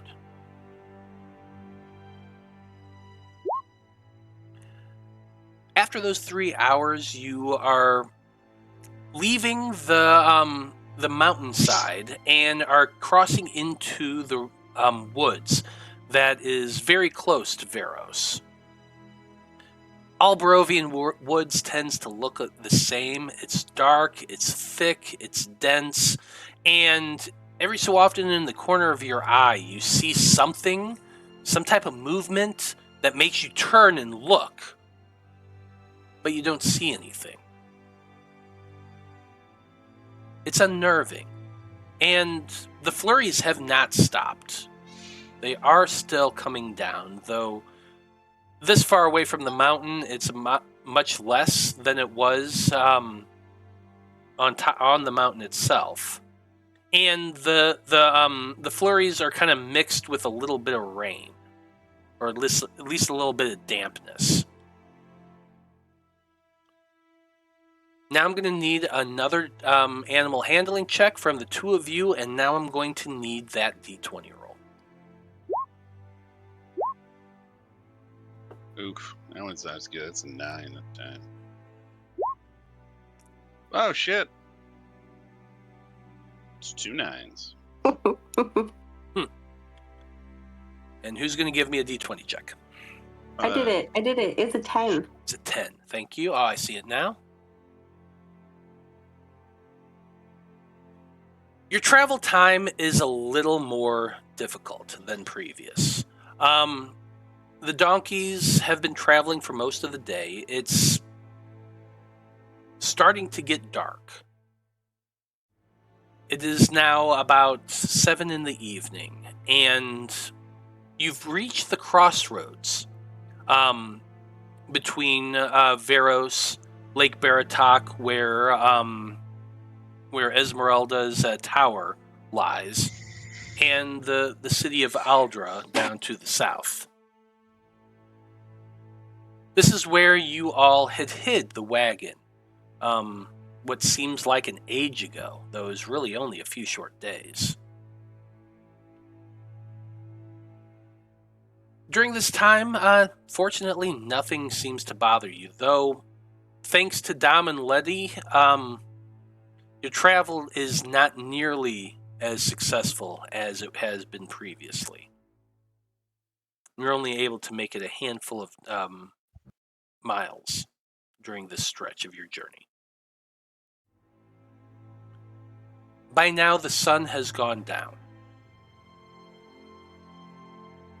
Vide probably has his glowing scimitar out. Cog, you've probably cast a light on something, Urzak's shield, or your mace, or probably whatever. His shield, yeah. Sure. So your path is still illuminated, but the sounds of night are surrounding you as you travel through this forest. By this point, you pull out the map and you're kind of trying to figure out exactly where you are. And you know that you could press on in the darkness and make it to Argynvostholt. But if you were to do so, you would be hitting there probably right around midnight. My question to you is, do you plan on pressing on in the darkness for the rest of your journey, or are you going to bed down at some point? I mean, what's a couple extra hours, yeah? We could probably make it okay. How are we? Are we exhausted? I think we're good. I think we should be okay. As long as we can sleep when we get there, it should be fine. I'm good. We can go on. Okay. Give me another d20 check. And the 2 animal handling checks. Oh, shit. He's like, attaboy. I knew we just had a little bit of a little mix-up earlier. You're doing good.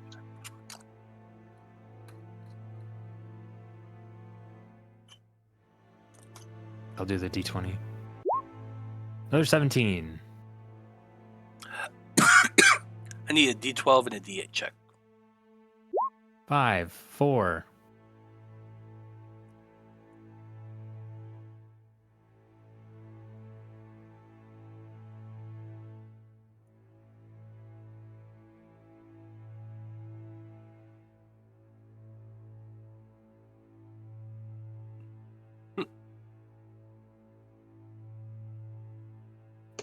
I don't like that. That little giggle and a smart. That can't be good for us. Oh, God. Your group is making their way through the woods. The darkness almost feels suffocating, pressing in on the small radius of light that the shield and the scimitar create around you. You hear it before you see it. The strange sort of sound, almost like a squeaking and fluttering in rapid pace. And out from the trees, a massive swarm of bats comes flying towards your group. They circle around you, swarming. You can't help but flail your arms about, fighting them back. They fly upwards and down towards you all. Again, how do you react? So they are bats. Delphine buries her face in the back of in Urzak's back. Playing the damsel. Do they seem like extra aggressive towards us? Or is it just like, hey, they're just bats and... No, they are absolutely acting aggressively. In fact, I'm going to need to do a check here real quick because each one of you are being bitten at. Oh, if I'm being bitten, I'm not play acting. Yeah. I was just trying to avoid conflict. Let me do this real quick. This one's for Vide. 13 misses. This one's for Urzak.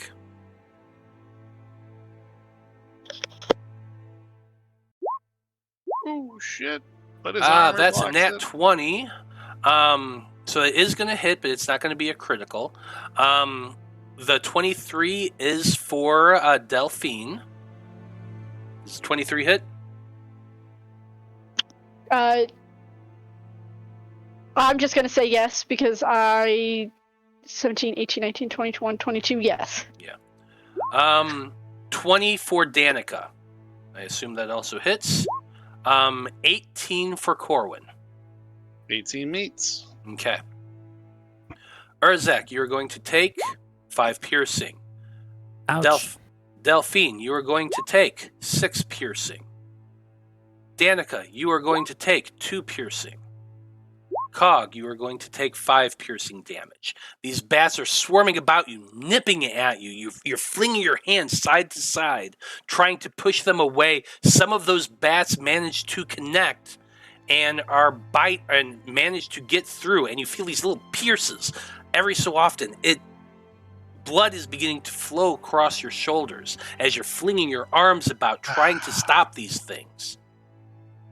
Well, as they're biting and snapping, Cox would be like, fuck this!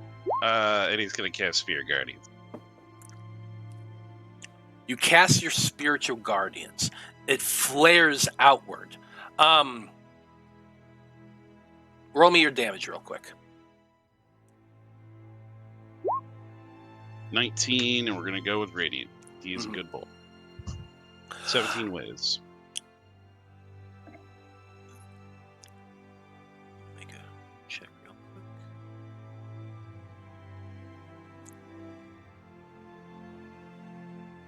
I need some different music.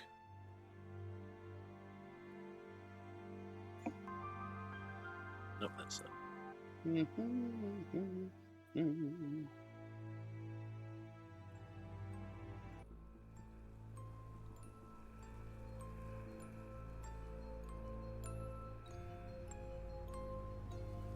It's not the music I needed. Sorry, bear with me 1 second.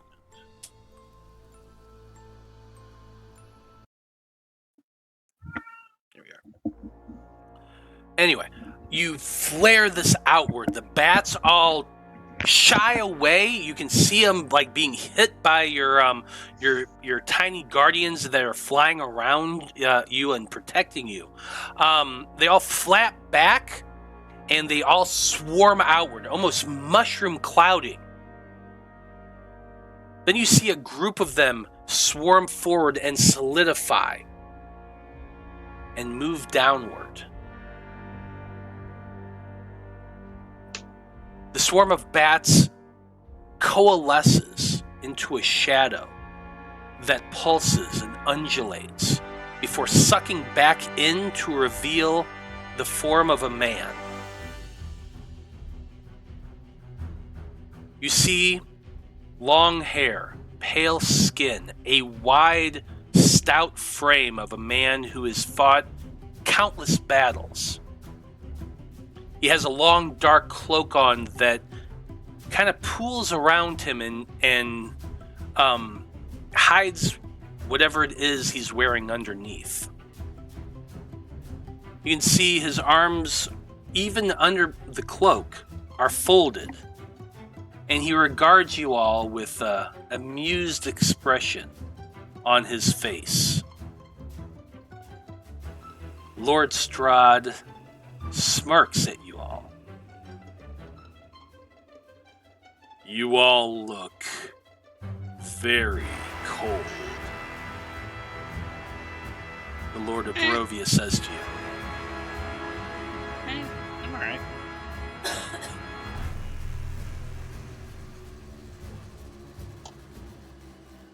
And to what do we owe the honor this evening? I've had a curious thought. As he says this, he begins to pace a little bit, walking slowly around the outside edge of your group, keeping just out of arm's length, but close enough that each one of you feels just a slight hint of intimidation. Vide, what is it you wanted to say? Just cold never bothered me.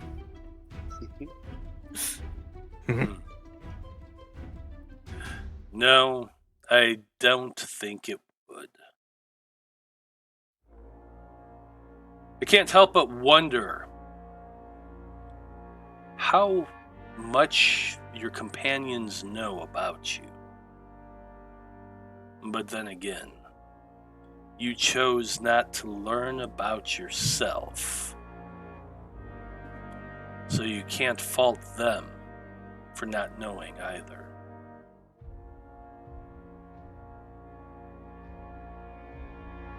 He pulls out something. He flips his cloak back, and you can see he's wearing just a plain white tunic, dark leather pants, and he has a sword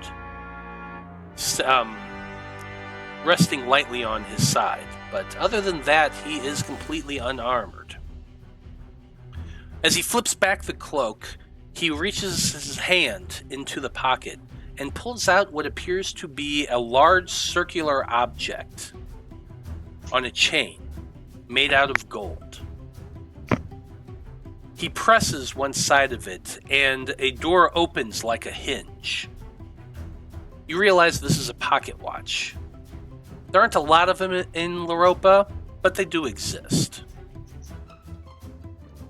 He looks down at the watch, and then back up at your group, and he says, "Time certainly does fly, doesn't it? We have an appointment, and it is not long in coming. I wonder, will you complete your goals in time?" He pauses his trek, and he looks up at you, Urzak. You're on the war horse, so you are a head and shoulders above him. And he just gives you an amused look. I wonder how your gods would react to what you are riding upon. I'll make my peace with that when we return home. Assuming that you do. I wonder if Cog's better nature would get the Cog like, well, actually, it's quite interesting. The one he worships may not. You know what? That's maybe at dinner we can have that conversation. He's gonna launch into that log thing. He's like, not actually a god, but they can have that long convo some other time. A conversation I look forward to having, small one. I am quite curious about the realm that could produce such innovative adventurers. Oh, wow.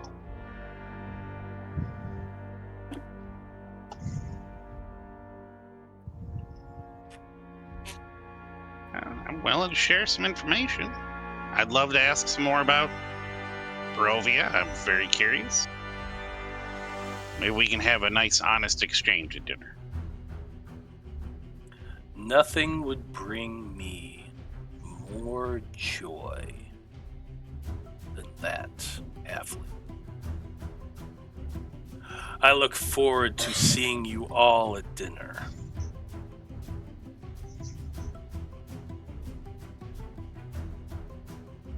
Do not disappoint me. Your trials up until this point have been nothing.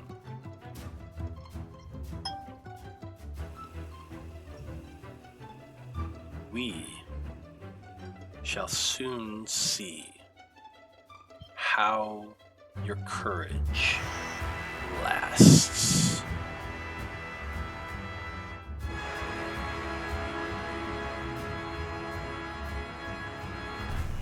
He nods to himself and turns, walking pointedly between all of you,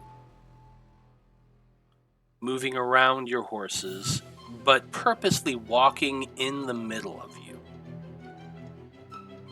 Does anybody want to react to this? If he's just here to talk shit, I don't want to start nothing.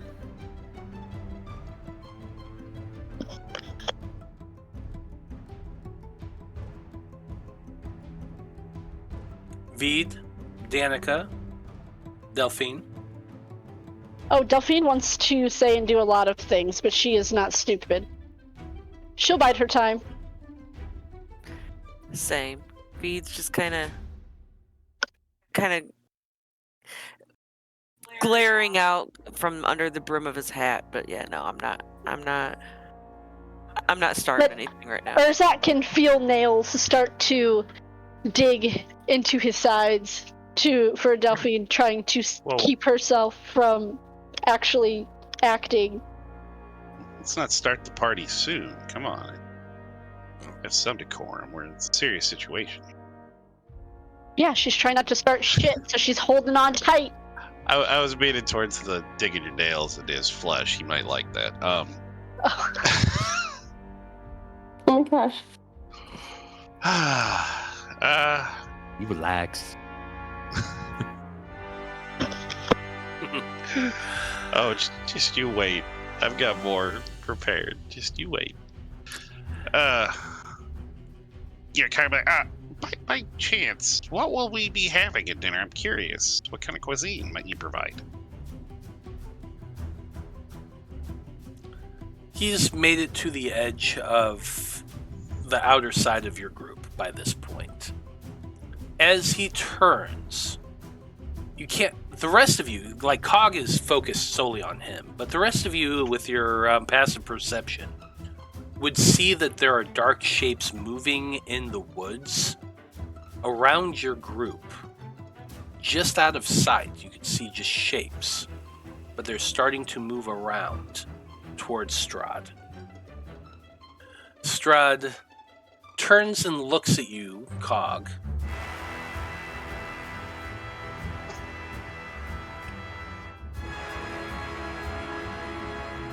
I think the menu will be adequate for beings such as yourself. As for what the chef intends to create, well, I leave those things to him. I have the most wonderful chefs, a pair of them, who create all sorts of wonderful horrors for me. I have no doubt you will be impressed. Sounds He says delightful. this. As he's saying this, you see the shapes in the woods step out into the light. A large mass of direwolves from either side of the forest begins to file out and come to sit behind Strahd, almost like an honor guard.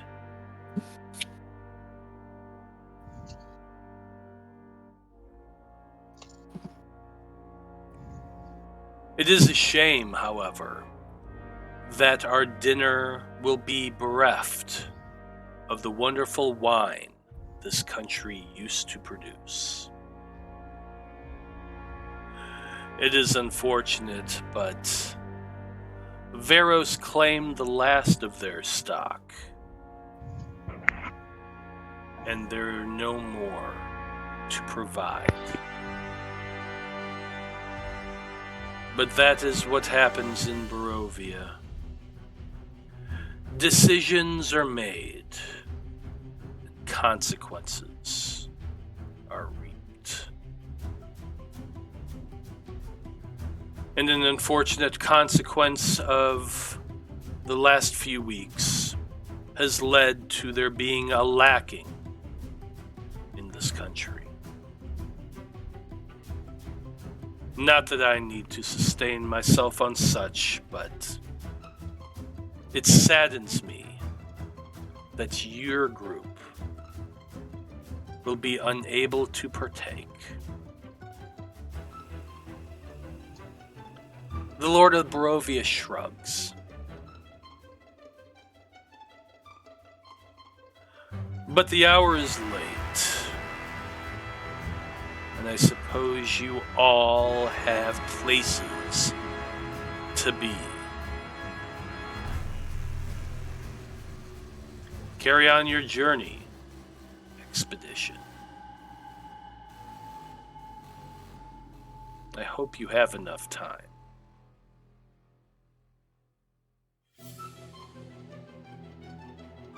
Without another word, Strahd turns. The dire wolves seem to part, creating an aisle for him to walk down.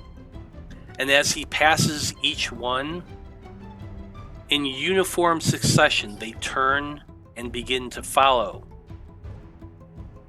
as Strahd makes his way away from you all. You can't help but watch, just transfixed in place, as the last of the wolves disappear into the darkness. But when the last two are just within your eyesight, both of them turn, shake their heads, and then run off into the darkness, leaving your group alone.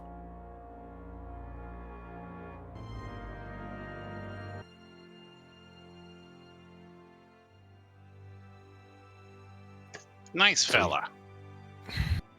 Don't start.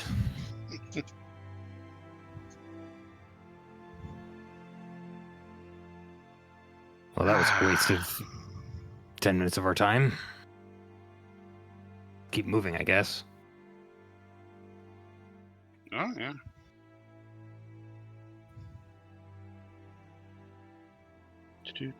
Urzak is fully just like, whatever at this point when it comes to Strahd. He just shows up, says some stuff, looks menacing, and goes away. And he said that he won't, bother us as long as we're, before this dinner, so we'll see.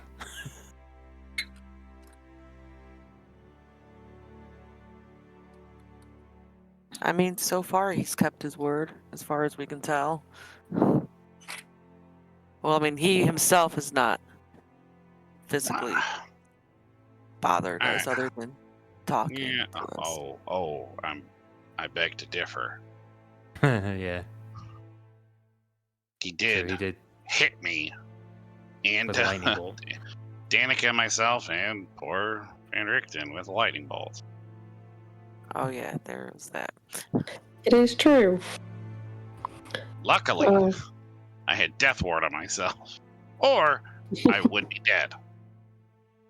Yep. Okay, we'll disregard what I said then. Can we get a What do you lawyer on think? that? What do you think? Oh, I'm sorry. Go on. No, I was just wondering, he'd said something, but then you both started saying No. something. It's all good. Mine was stupid, not and not important. Well, listen, it's totally worth it. You should totally say it. Silly, no. But I guess Danika goes, what do you think he meant? There's no more wizards of wine. I have a feeling he killed them. Oh no. Or he knows that they don't have any wine because they don't have the gems, but he has to know that we have, at least one of them. I mean, we got a big emerald, and I don't remember what the other. We got a couple from Lysaga. I think we got one from the giant wicker man, didn't we? Wasn't there one inside it?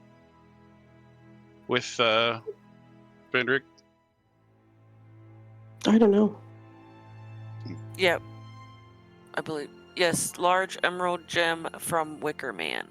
Oh yeah. Large Yeah. glowing emerald From as her. animated Baba's hut. Yeah. So we think we have a couple of them. I think there were. Did they say there were 3 of them that they used for their fields, or was it just the 2? I thought it was 3. So yeah, we don't know what happened to the 3rd one then. But 2 would be good enough to grow as long as there's somebody there to cultivate them. Oh, 2 out of So 3. I guess we'll have to find out. Yeah, we'll have to find out. Anywho, let's get moving. We're burning time here. You are indeed. We're burning moonlight.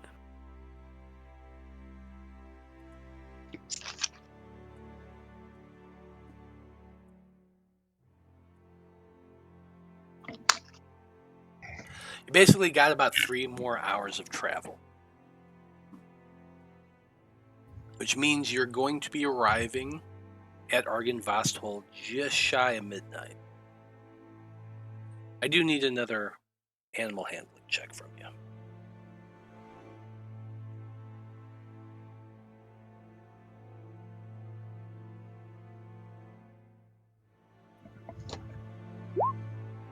Uh, 17. Without issue, the next 3 hours go by relatively peaceful. In fact, it's almost eerie how dark and quiet the woods are around you as you make your way up the trail to Argynvostholt. No doubt the encounter with Strahd is weighing heavily on your mind. What the hell did he mean? What was the point of all that? Was it just taunting? Or was there something more? These thoughts tend to occupy your time as you make your way down the road. But fortunately, the horse and the donkeys are content enough to follow the trail. By the time you all reach Argynvostholt, your donkeys are exhausted. You've been riding on them for the better part of the day, fighting with them in the snow. They've been polymorphed into mouses, for fuck's sake. So, while it's not a struggle to get them on the last leg of the journey, by the time you get off of them, they are all heavily heaving. You brush them down as best you can in the courtyard of Argynvostholt, near the statue of the dragon that faces the monastery. You feed them, you halter them. Unfortunately, you don't have anybody to watch them, like you did previously, but at the 11th hour, there is Argynvostholt. You've arrived. You're all pretty fucking tired. Yeah. It's been a long day. Nap time. I am exhausted. I have bones digging into my bones. No, I thought you were behind Urzak. I wait a am, minute. But we're riding a skeletal horse.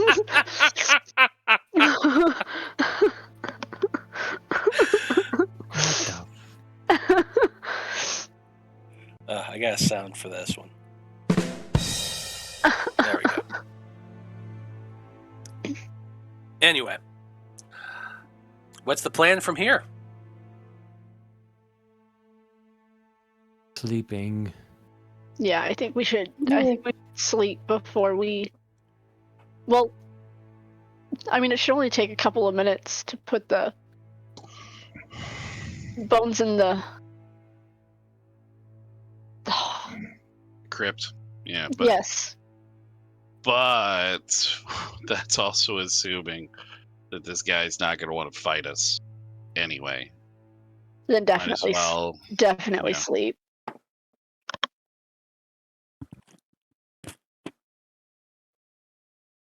Yeah. The tents left behind by the Vistani who had captured Van Richten are still there. It's not hard to build a fire, situate yourselves, have Delphine cast her tiny hut, and get some rest. I'm not going to narrate all of the evening because nothing does bother you when you're in the hut. However, I will say this. Whoever is on watch as you do your 4 watches of the evening, all of you see dark shapes out in the distance. While the snow does cease, there is just a presence out there in the gloom. Every so often you would see a large lumbering shape just barely out of the range of your dark vision for those who haven't. It's difficult to see exactly what it is. It's indistinct. But it's almost as though for every single watch, whatever it is making its presence known. And that makes sleep a little difficult for you all. But you do eventually wake up. And the dawn is rising. It's a gray day, but at least it's not raining or snow. You all have to stretch out the kinks. No doubt your dreams were a little dark. Some of you snored, some of you tossed in your sleep. But eventually each of you do wake up. We've got about 15 minutes left in this session. Do you plan on doing anything before you enter Argynvostholt? I guess in the morning, I mean, Cog would try again for divine intervention, but Go other for than it. that.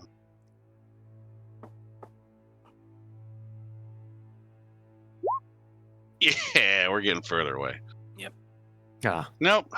Still, just it's just going to be his morning routine now. He's just doing it with his prayers every day. I think in the morning, Delphine will turn to Urzak and squeeze his hand and say 6 more days and this will all be over. Just 6 more days. Can Danika do something retroactively, like before going to bed last night? Sure. She is gonna cast Sending, and she's gonna check in on Esmeralda. You would have done so before you went to bed. What do you say to Esmeralda? You got 25 words. She's just gonna say, "Are you okay? How are things on your end? Met Strahd." Okay, that was only 16 words. The response is, travel is going well. We are almost out of the mountain. We expect to arrive at the foot of Mount Baratok by tomorrow evening. And then the voice fades. Okay, and then Danika will relay that to everybody so they know. Fair enough.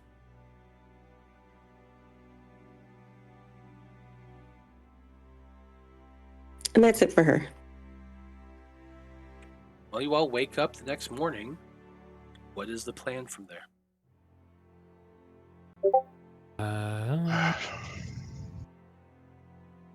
Let's just go and get this done so we can hit the road and get to the next thing, I hope. Yep, let's do this.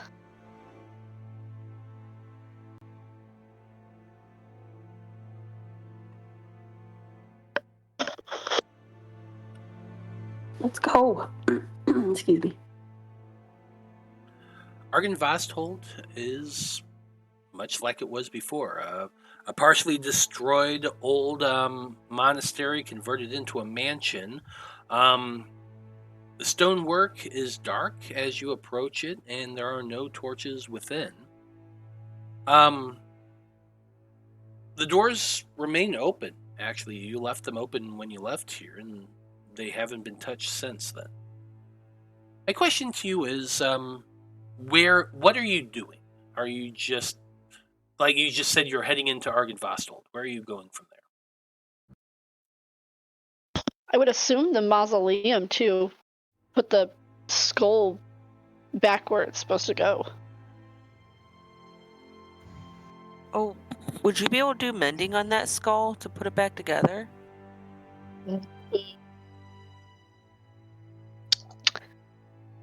Possibly it'll take quite a while. There's a lot of damage. I would have to puzzle it back together and then fix it. Ah, okay. It's not impossible, it's just time consuming. That's fair.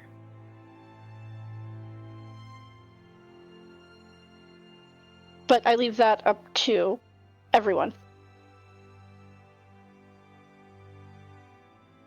I mean, it's like, do we have the time to spare to do that? Not really. That's fine. It was just a thought. DM, how long would it take for her to do it in game time? I mean, you won't know until you start, would you? Okay.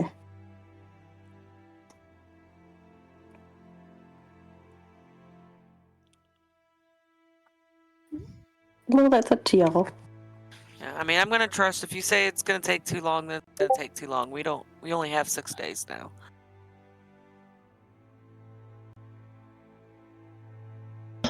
And we have to trek up a mountain. Yeah. Yep, let's just return it as is, and, you know.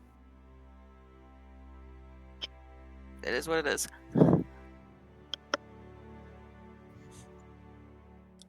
Okay. Look, it's not our fault that she is a horrible driver of dragon skulls and, you know, crashed it to the ground.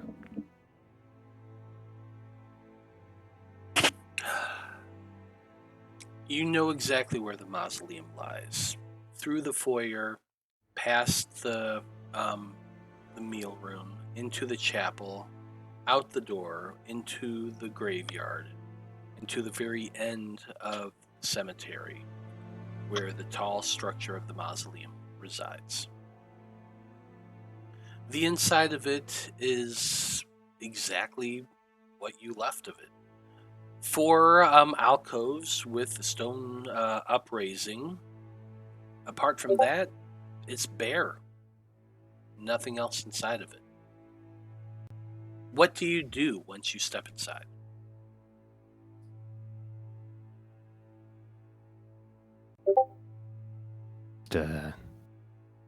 Dumping him off here, or what's the... I mean,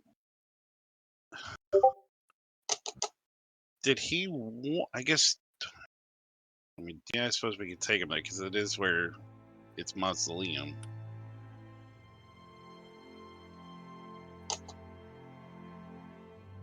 Are any of these pedestals big enough to put the skull on?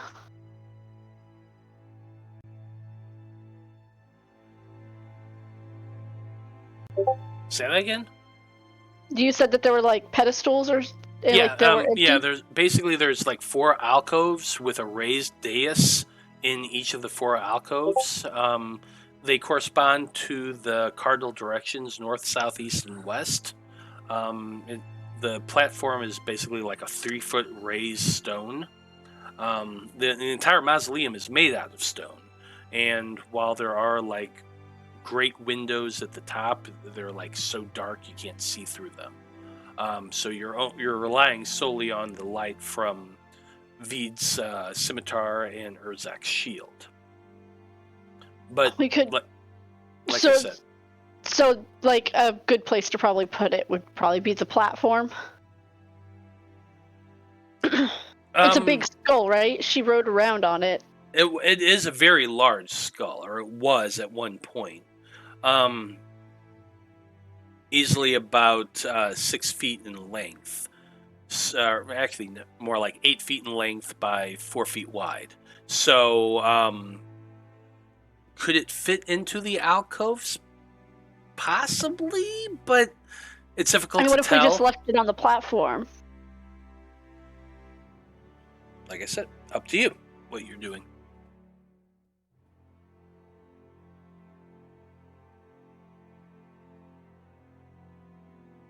It's even the right spot that we were supposed to put this. I thought we were supposed to give it to Grumpy Gills upstairs. I mean, I just figured we could just put him back where he belonged.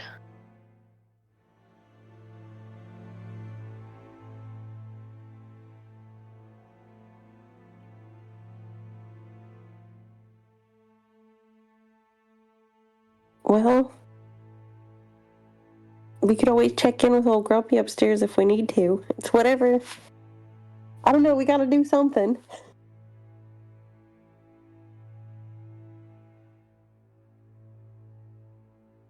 I mean, I don't have the bones, so it's ultimately Cog's decision what we do. Wow. I mean, he said bring them back, return them, and bring, I guess. I mean, we return, because I guess is the skeleton upstairs, or. I don't remember if that was. I mean, he wants the bones back. I mean, we could just take them to him and ask him where he wishes them to be interred. Alright, then let's go do that.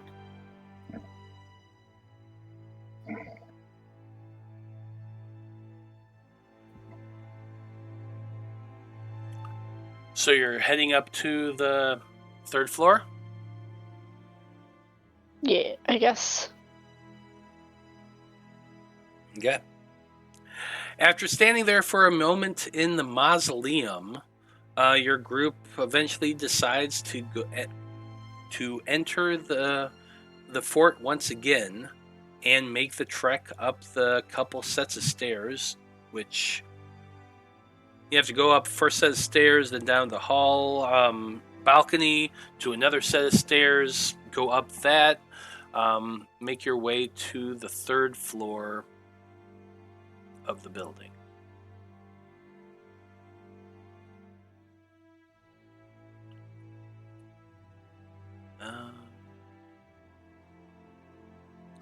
From there, you do know the way. It's down the hall, across the shattered remnants of everything. Are you going straight to him? Yeah, I Yeah. suppose so.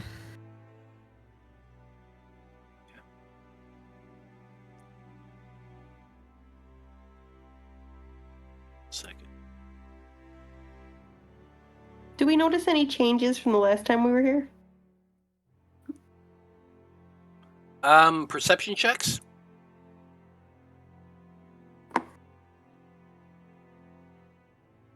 Mm-hmm.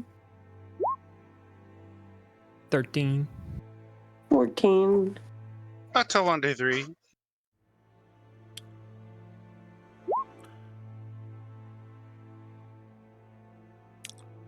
To be honest, no. You don't notice any changes other than the fact that, like, once you get to the upper level, the doors that had been opened are closed once again. Okay.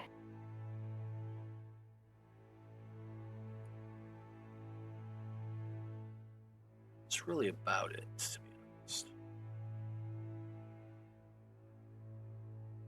The door to the chamber where you had spoken to those revenants previously, Sir Godfrey, is closed. You would pass that as you're making your way to the main audience chamber where the leader, Lord Horngard, was resting. If you all pass it and don't bother them at all, you would eventually come to the audience chamber itself. The hallway between it is still just as ruined and damaged as it has been before. The ceiling had basically collapsed down, and you're having to step over the rubble and climb over that to make your way into the room where Lord Horngard resided. You all step into that chamber to see it, relatively speaking, the same as you saw it the last time. Not a whole lot has really changed. The west wall of this 50-foot long, 35-foot audience hall has crumbled, leaving that gaping hole that I described. As you look down the area, you can see that weapons and shields that once hung from the walls have fallen on the floor and succumbed to rust. You can see that large wooden throne carved to resemble a dragon with unfolding wings, facing the tall windows to the west.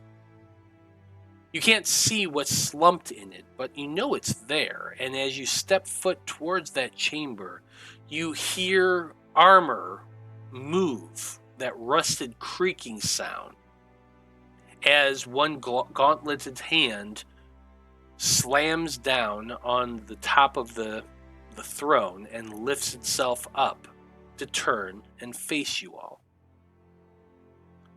There you see, well, a zombie in armor is the easiest way I can describe it. Aged, desiccated, a corpse wearing tattered remains of armor, carrying a very long greatsword. He lifts it up and slams it down on the ground as he says, "You have returned." Yep. Why? Do you Well, we wish did what to you said. attempt to end my existence? I told you. It is futile and will only end in your death. I believe we made a deal.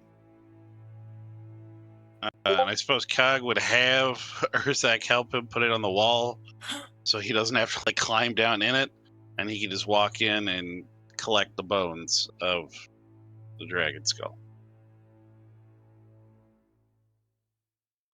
She didn't treat it very well, but we have retrieved the bones. We can try and mend it together. It'll take a little time. I guess, would Delphine have tried any of that? Trying mending any of it? No. So you're pulling these pieces of bone out from this hole you plastered to a wall. The Revenant watches this, and his grip on the sword only tightens as he watches. What is the meaning of this? You bring me old bones, fragments and destroyed pieces, and you shove it into my realm and show it to me as though it means something. You wanted the bones back. This is the bones of the dragon skull. Lysaga, well, does whatever she always does. She destroys. But we have retrieved them as you asked. Make for me a persuasion check. Guide himself this time, but good old +1. You're so good at this. Yeah, well, I did well last time, but this time it's straight +1. Yeah. You think me a fool.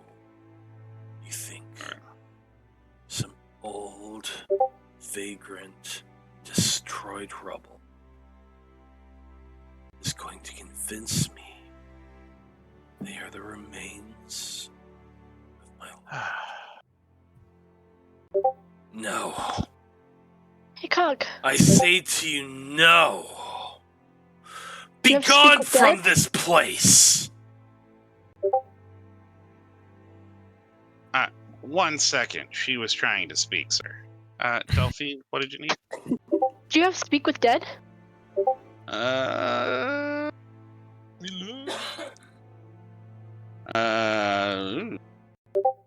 No. Not prepared would for let- sure. No, it's not prepared. I mean, I was like, yeah, it's not prepared at the moment. Alright, then she gets prepared to fight because that's where it sounds like it's going. Oh, sorry, go on. Oh no! When Delphine figures out that Cog does not have Speak with Dead, she is getting into like a fighting stance because it sounds like it's getting into aggressive negotiations. Urzak kind of steps forward and says, "We did not bust our asses for days to find these remains after being on the run for weeks for you to throw a fit. These are the bones of your master. Accept them, or we will come to blows. And I'd rather prefer it not end like that." Final roll of the session. You know what I'm going to do. Yeah, you want to use your nat 20. Yes. Yeah. Is this, well, I guess it's the same bonus either way, but I guess in this instance, I'll be doing intimidation. And that would be a 26 after a nat 20. Okay, interesting. Intimidation for a 26. The Revenant, you say this. You can see almost that vein pulsing in Urzak's forehead as all of the frustration of the last few days comes to a head. The Revenant takes half of a step back. His last words to you: "Show me. Return it to its place of rest. Prove to me if this castle accepts it, so will I." And that's where we're going to end things for this session. Sorry, guys, I wasted our time. We totally could have done that 30 minutes ago. Why? No, it's. We Let's didn't know not where listen you to the wanted them. smart one.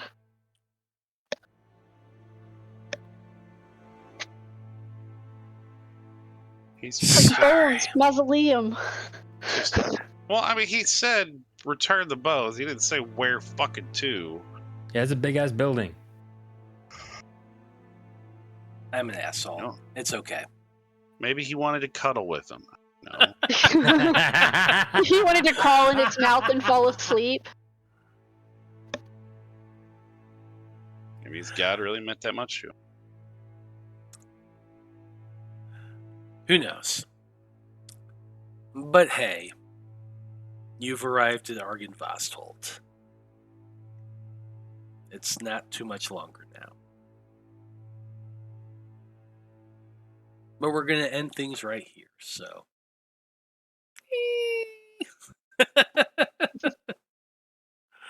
Anyway, well done to everybody who have survived yet another day in Barovia. That dinner is looming on you. So we'll see what happens from here. But hey, as always, we like to go around the table and have everybody tell us who they are and where we can find them on the internet. And Urzak, you did the recap, so why don't you go first? Hey, I'm Marty. You'll see me here in 2 weeks again playing Urzak once more. Other than that, I don't have much currently releasing at the moment. Go check out the Bard Rock Network. There's a ton of shows over there. Yeah, nothing crazy to report right now. Fair enough. Delphine, you're next. Hello, I'm Dyto. I'll be back tomorrow night. doing Laropen Tales, Tyranny of Dragons, and we'll find out what happens to Kenny's character after touching that deranged hand. And then I'll be back on Monday for Aethertech Wars. When you know it's bad, when your party leashes you, 2 lets you go to wreak havoc, and then they're going, oh no, what did I do? Yeah, that sums up the Aethertech War pretty well. Danika, you're up next. I'm Natalie, and you can see me here polymorphing things as Danika every other Thursday. Wednesday. Wednesday. I know, I'm forgetting what day it is. We're all blended. It's fair. Cog, you're next. I have been Corwan Oliver Goodwood tonight. Real name's Joe. You can also find me on the same Monday as this Wednesday of the week in Aether Shanties, where I am solo spotting against an equally absurd character. We just found a pirate ship that we had taken down. He was dying. He died. He shot himself. Went out like a bitch. Robbed the ship blind of everything we could, and now we have. I mean, I guess in the world they're dragonkin, but they're similar to I guess a kobold would be. It's what they're kind of flavored as. We're just changing the name a little. So we have a kobold crew now. Kind of cool. Now we have to go back and save. I don't remember what he is. What is the blue? What is Plasmoid? Yeah, Plasmoid's lady friend. We have to go save them from yet another bad group of people. It's pretty much just one shitstorm after another for that group. So come watch it Mondays, 7:00. It's true. Vide, you're next. I'm Brandie. You can find me here every other Wednesday as Vide, and then also the opposite Mondays as Mako. Doing her thing, stealing stuff while her companion causes chaos. So, otherwise, I'm on the Facebook and no, we don't do Facebook. Whatever, all the socials as at River Dragon 82. That's River with a Y, and that's about it. Well, as always, I am Matthew R. Dawson, your friendly neighborhood host and game master here on the Random Rhapsody Network. You can always find me right here every Monday and Wednesday running crazy games for crazy people. You always have a blast doing it. You can find me on the socials as at Scruffy Wanderer. Other than that, you can also find me on all the Random Rhapsody socials. And so, on behalf of everyone here in Sonnet of Blood and everyone with the Random Rhapsody crew, I just want to say, thank you, folks. It's been a delight. So long. Good luck. And until next time, may you live, live until you die. until you die. And good night, everybody.